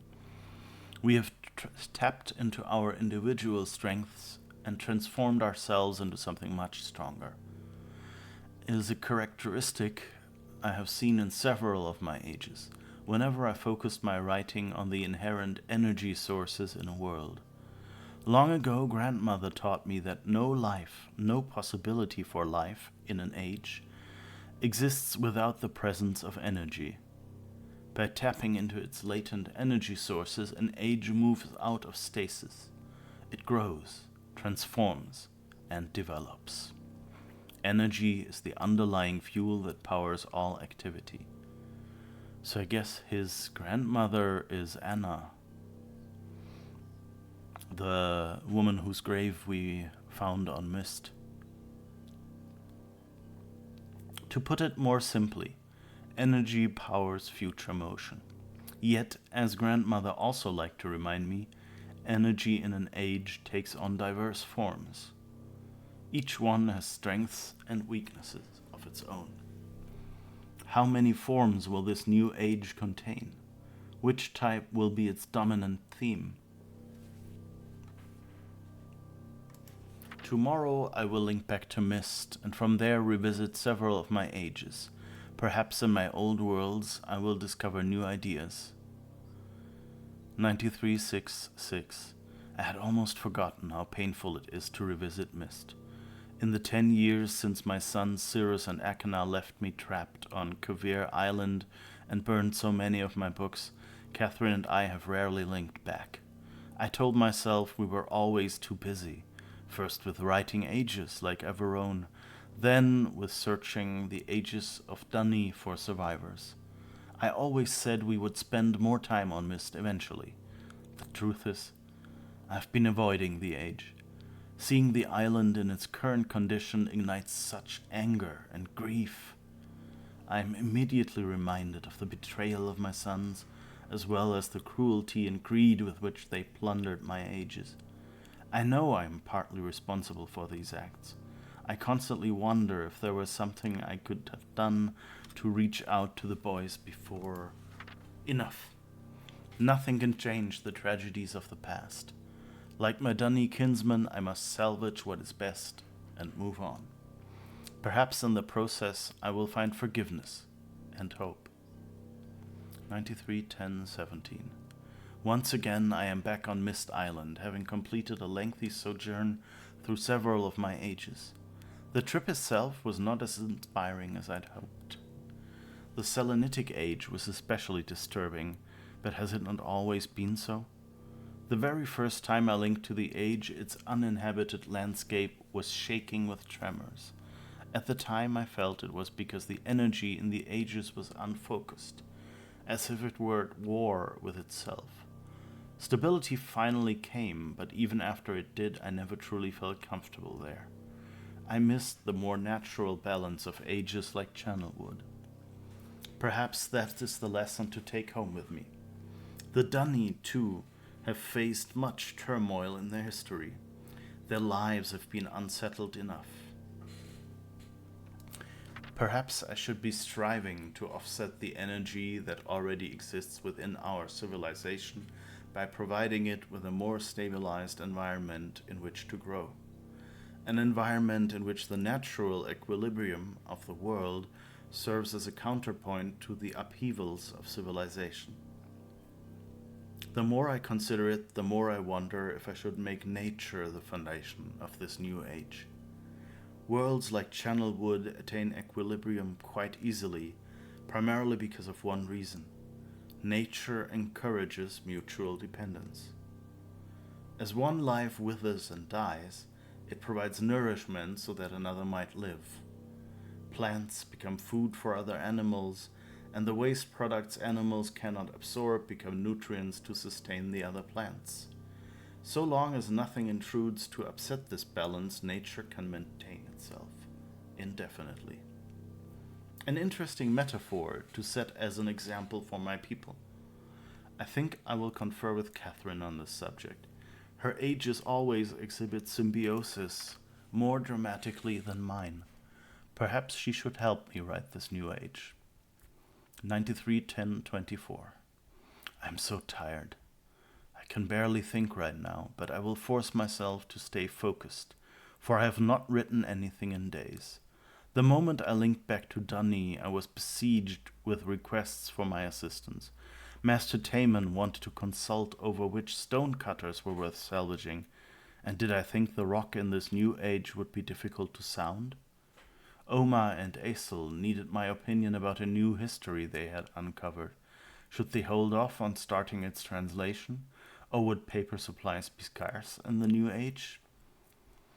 There were so many questions needing answers. I barely had time to see Catherine. She, of course, laughed at my dilemma, saying that I had no one to blame but myself. After all, I was the one who encouraged the Dunny to start over. Naturally, they would look to me to keep them moving in the right direction, unless some other force stepped in to change that view. Her words made me realize a fundamental principle I had thus far been ignoring.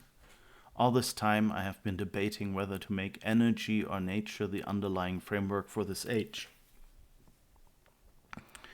But there is another equation to consider. An age based solely on the future motion of energy will face constant upheavals, most likely at the cost of tranquility. And an age based solely on the mutual dependence of nature can become so balanced over time, it may cease to tolerate change. Yet to continue to grow as a people, Dunny civilization needs both. Occasional upheavals followed by periods of balanced stability. I have seen such situations occur naturally on several of my ages. Each time it was because I centered the writing around some dynamic force that I had decided to make prevalent in that age. Such forces allow the balance between forward motion and mutual dependence to fluctuate. As one concept takes precedence, the other recedes until another force surfaces to change things. As Catherine's insightful comment reminded me, dynamic forces spur change. I'm too tired to think more on this tonight. Hopefully in the morning my thoughts will coalesce. 93-10-25. Catherine surprised me today. Apparently, while I was off visiting my ages, she linked to Myst by herself. She did not say so, but I could tell that her visit had been painful. More than ever now, I am convinced we must find a place to begin again ourselves.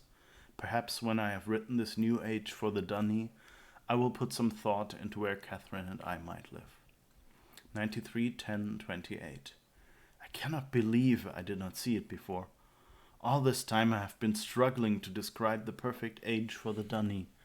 I have considered and then rejected several underlying concepts which I felt might best set the course for their future, as if I alone should determine how Dunny civilization will grow. In my own way, I have become as egotistical as my father. In truth, I owe this realization to Catherine. Sensing my indecision about the new age, she led me on a walk around Dunny. Salvaging efforts were well underway, with teams of people scourging the ruined harbor district.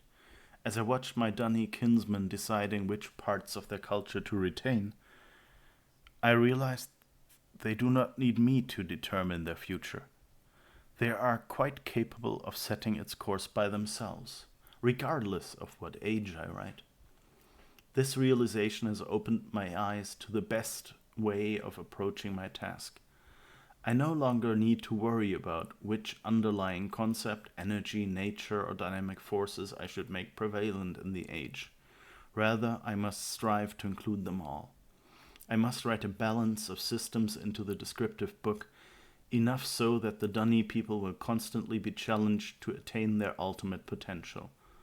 As grandmother often pointed out to me when we spoke about ages back on Myst, balanced systems stimulate civilizations. At last, I feel I am ready to begin writing this age. Indeed, I am eager to begin, and have already come up with the perfect name. I know grandmother would have loved it. Of course, Catherine could tell the moment I turned to her that I had finally found my starting point. I babbled on excitedly for some time before I noticed the smile she was hiding. When I saw it enough to grow suspicious, she handed me one of my oldest age books. She must have picked it up when she linked back to Myst.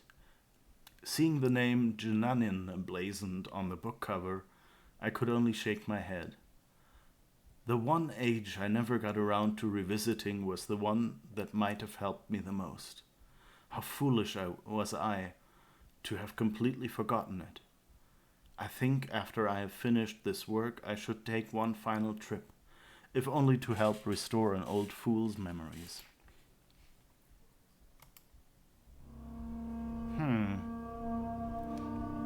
So Saavedro was right. His people had been forgotten.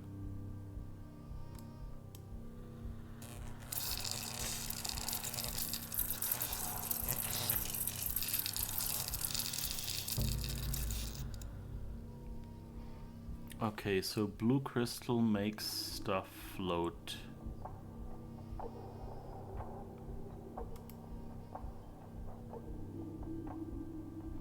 I guess this is an inkwell, because I think we saw one dropped somewhere with ink stains.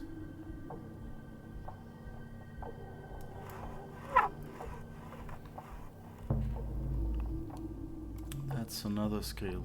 4 green ones are 1 black ones. It seems like I should write that down. Okay, I'll be right back. I'm just gonna have to dig out some paper somewhere.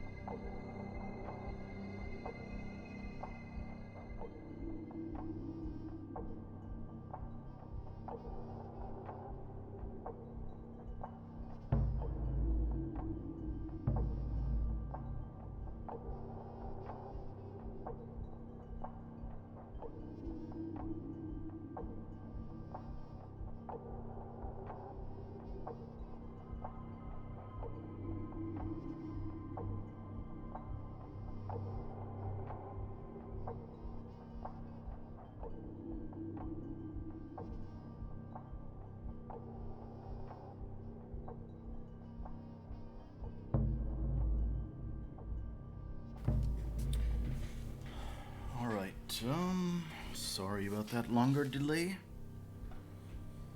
But somehow I had trouble finding some paper and eventually resorted to digging out an old bill on which where I could write on the back. All right. So let's see. Ouch, that sound. So 4 green is 1 dark black, I guess. Dark brown.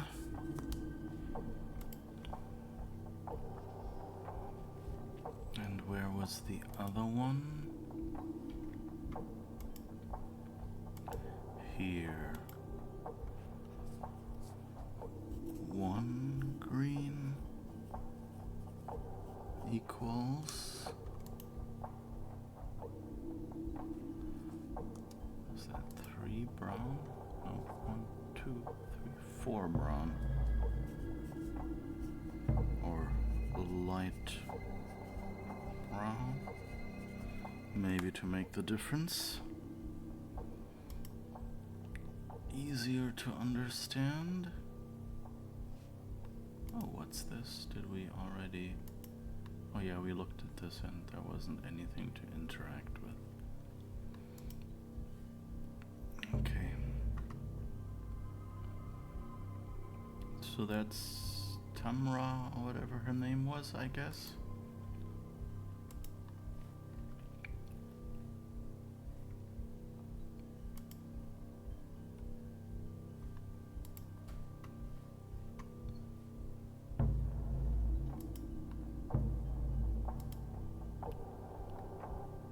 Oh,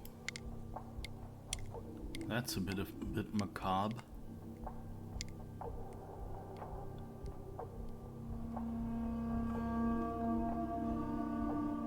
Is that supposed to be Atrus, Cirrus, and Achenar, or what?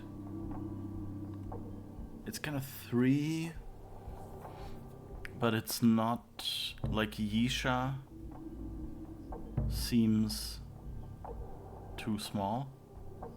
Seems would be smaller if you knew of her, and also, you know, she didn't do anything really.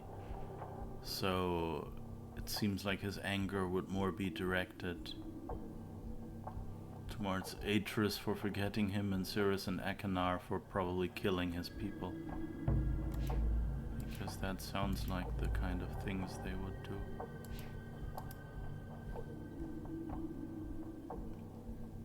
Is there no other exit?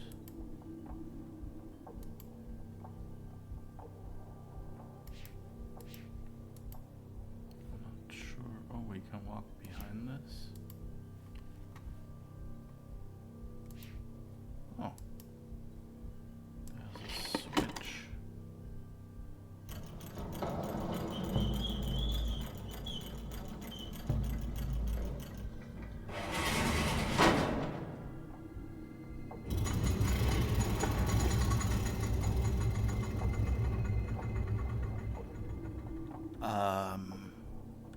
I think he knows we're here now.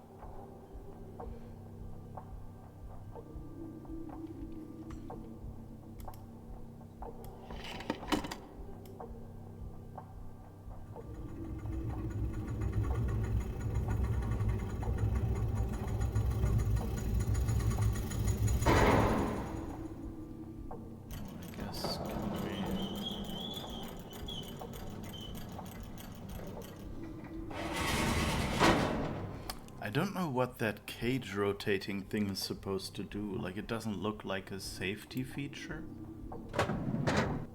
Because it doesn't turn... Oh, is there something below that I didn't see?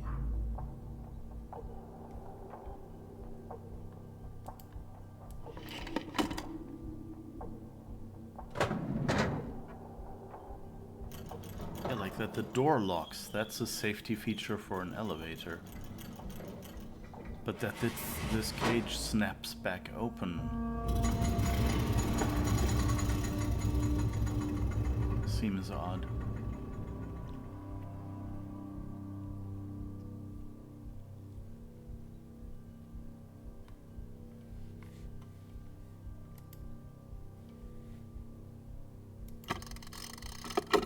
Oh, we've seen these in his book, didn't we?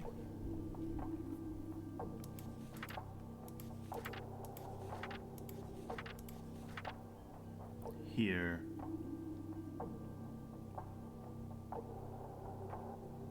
So 2 even and 1 a little down. Oops.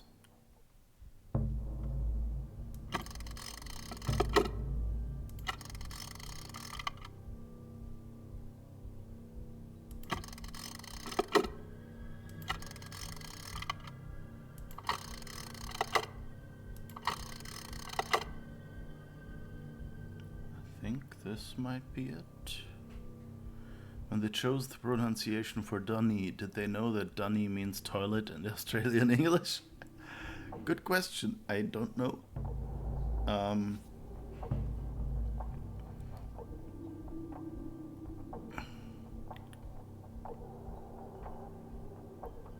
I don't think they're usually known for potty humor.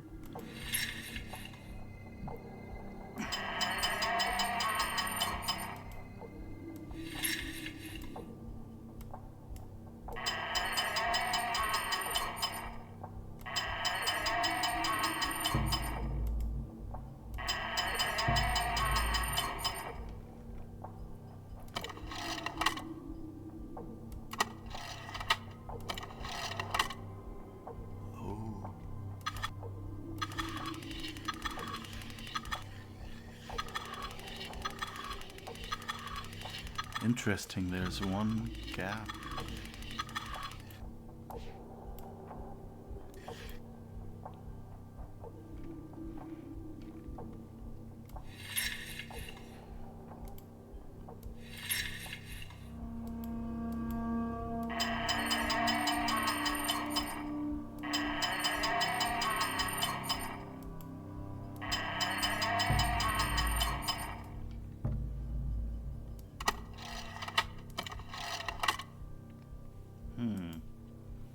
Maybe if I call the elevator now,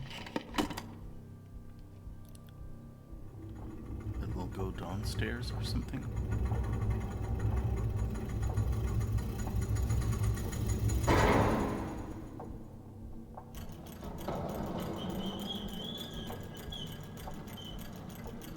So I guess the cage being weird is probably just because it's hooked into this modified mechanism.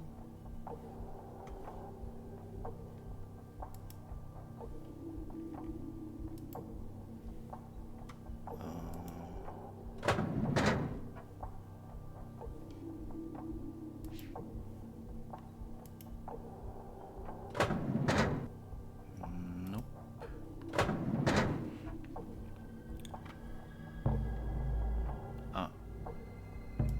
Still use the lever from inside, of course.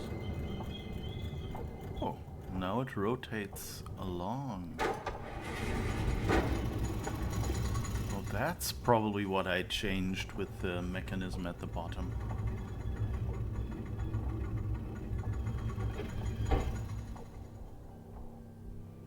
And before I probably couldn't get out. Okay, yeah, the elevator's in the door, so that's where we looked in. And if I hadn't used this mechanism, I wouldn't have been able to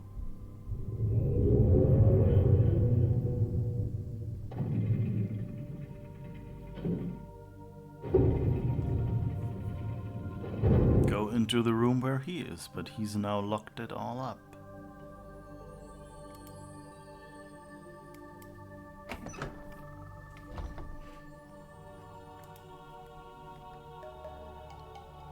Always one step behind.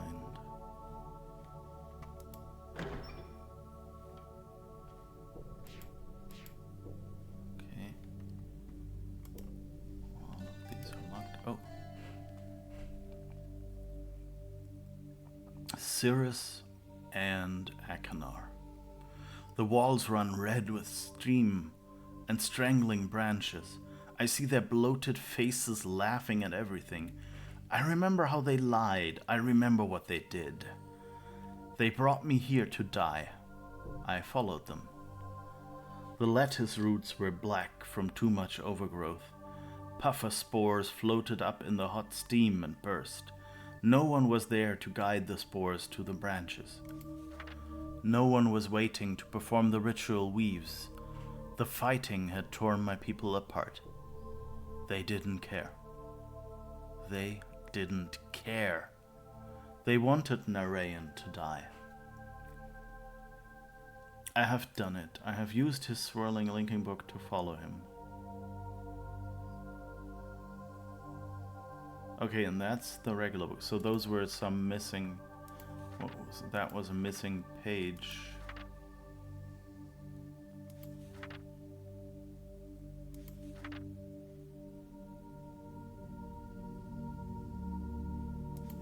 Yeah, and that stuff read.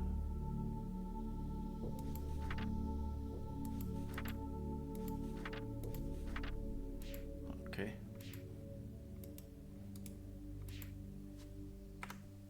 Ooh.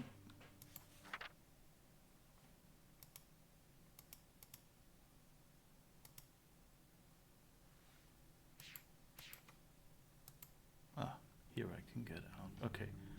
So that was a missing page. Why did he leave that behind? Okay, that's locked.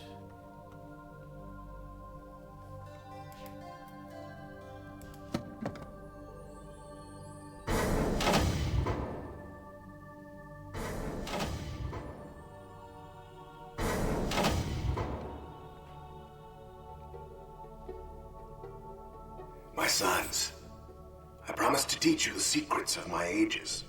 This world is the first step on your journey. Search the island, and you'll find 3 linking books. Each connects to an age, which you will... Hello, Atrus. Been a long time. Sorry I'm not there to greet you in person, but I just didn't think it would be wise, considering how long I've been stuck here. Trapped in these lesson ages by 2 very greedy little boys. Your sons, Atrus, Cirrus, and Achenar. Of course, they're not so little anymore, not so innocent. I thought a lot about innocence these last few years and what happens when it gets lost. Worried about relation? I have it. Worried about friends, relatives, people you can't get back. I know just how you feel. But if you want to do something about it, you're gonna have to open this device. And there's just one problem. I've changed the 3 symbols that do that. So if you want to reclaim relation, you're gonna have to take your own class.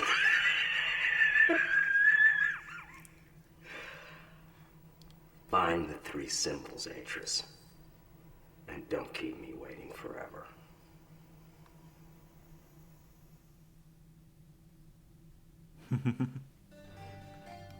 Brad Dourif is a good actor. Good choice. Okay, and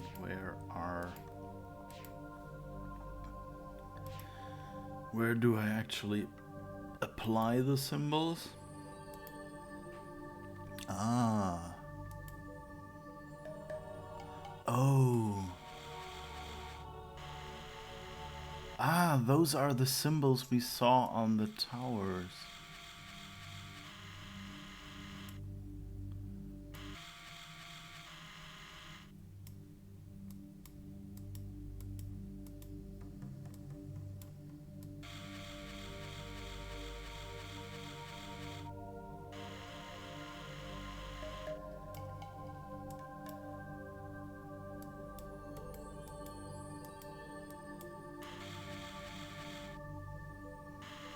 different focus.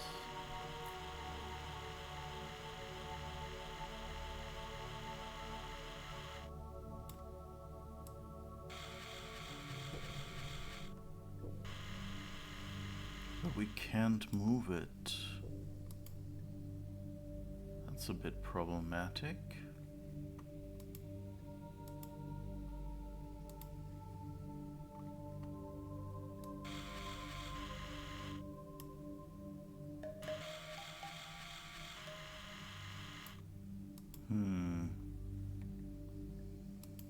Okay, this feels like...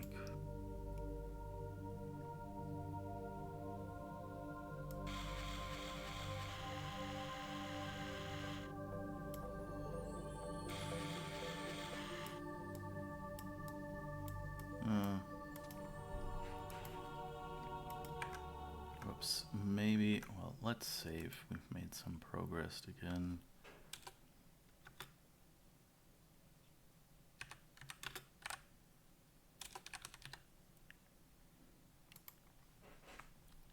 Can't move it. If the prophet doesn't come to the mountain has come to the prophet. Yeah. I'm thinking that there must be some way to rotate the tusk or so. I would guess.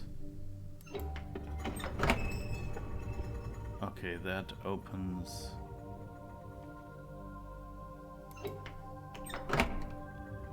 or brings the elevator to us. And that's all we have, isn't it?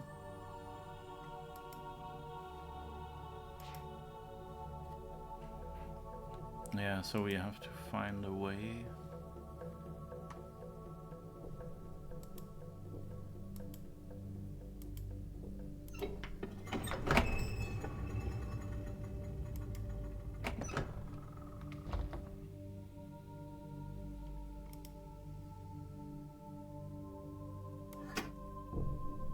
Okay, and now we've unlocked the door lock.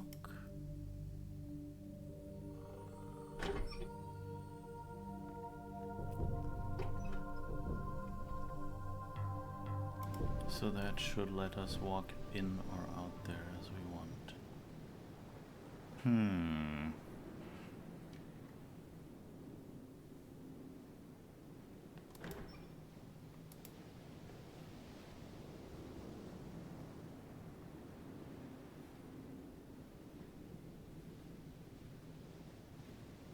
I don't know, this doesn't...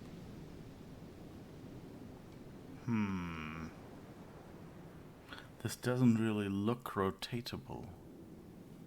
Unless, like, it takes the entire mountain with it.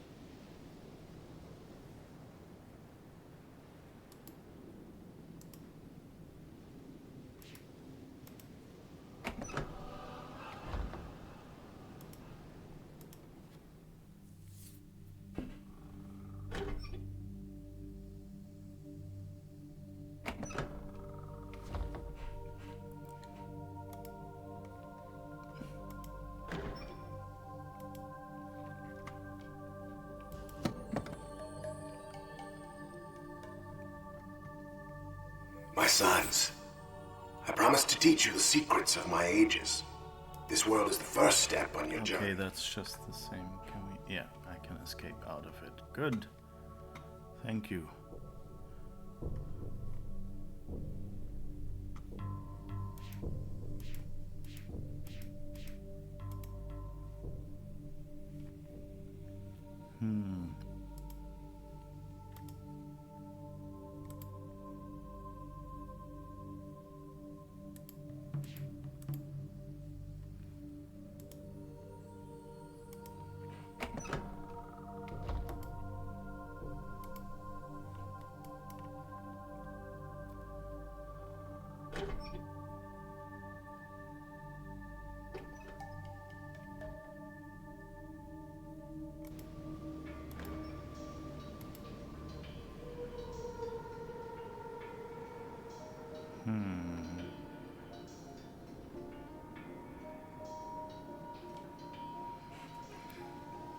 You know what? I think this was fun. We found a lot of stuff, and I think this is when I'm gonna call it a day for now. We've basically chased Savidro down, and we know what he wants now. And we also know that he thinks Atrus is coming after him. Not the player. The... what is it? Unknown stranger? Traveler? There's... Myst has a term. But anyway, yeah. Loving it so far, and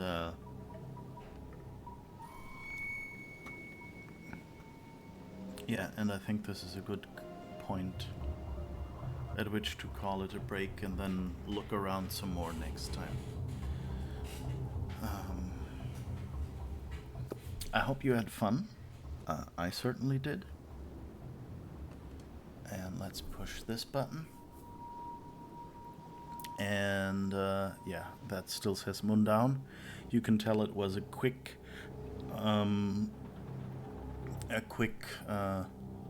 switch to the other game. I basically just took the linking book that we had for our Myst playthrough and swapped it in and turned off all the black and white stuff, and here we are. Anyway, yeah, that was good. We're playing more Exile next week, and I hope you folks will be back again then. And yeah, see you then at 5 p.m. Central European Summertime, 8 a.m. Pacific Daylight Time.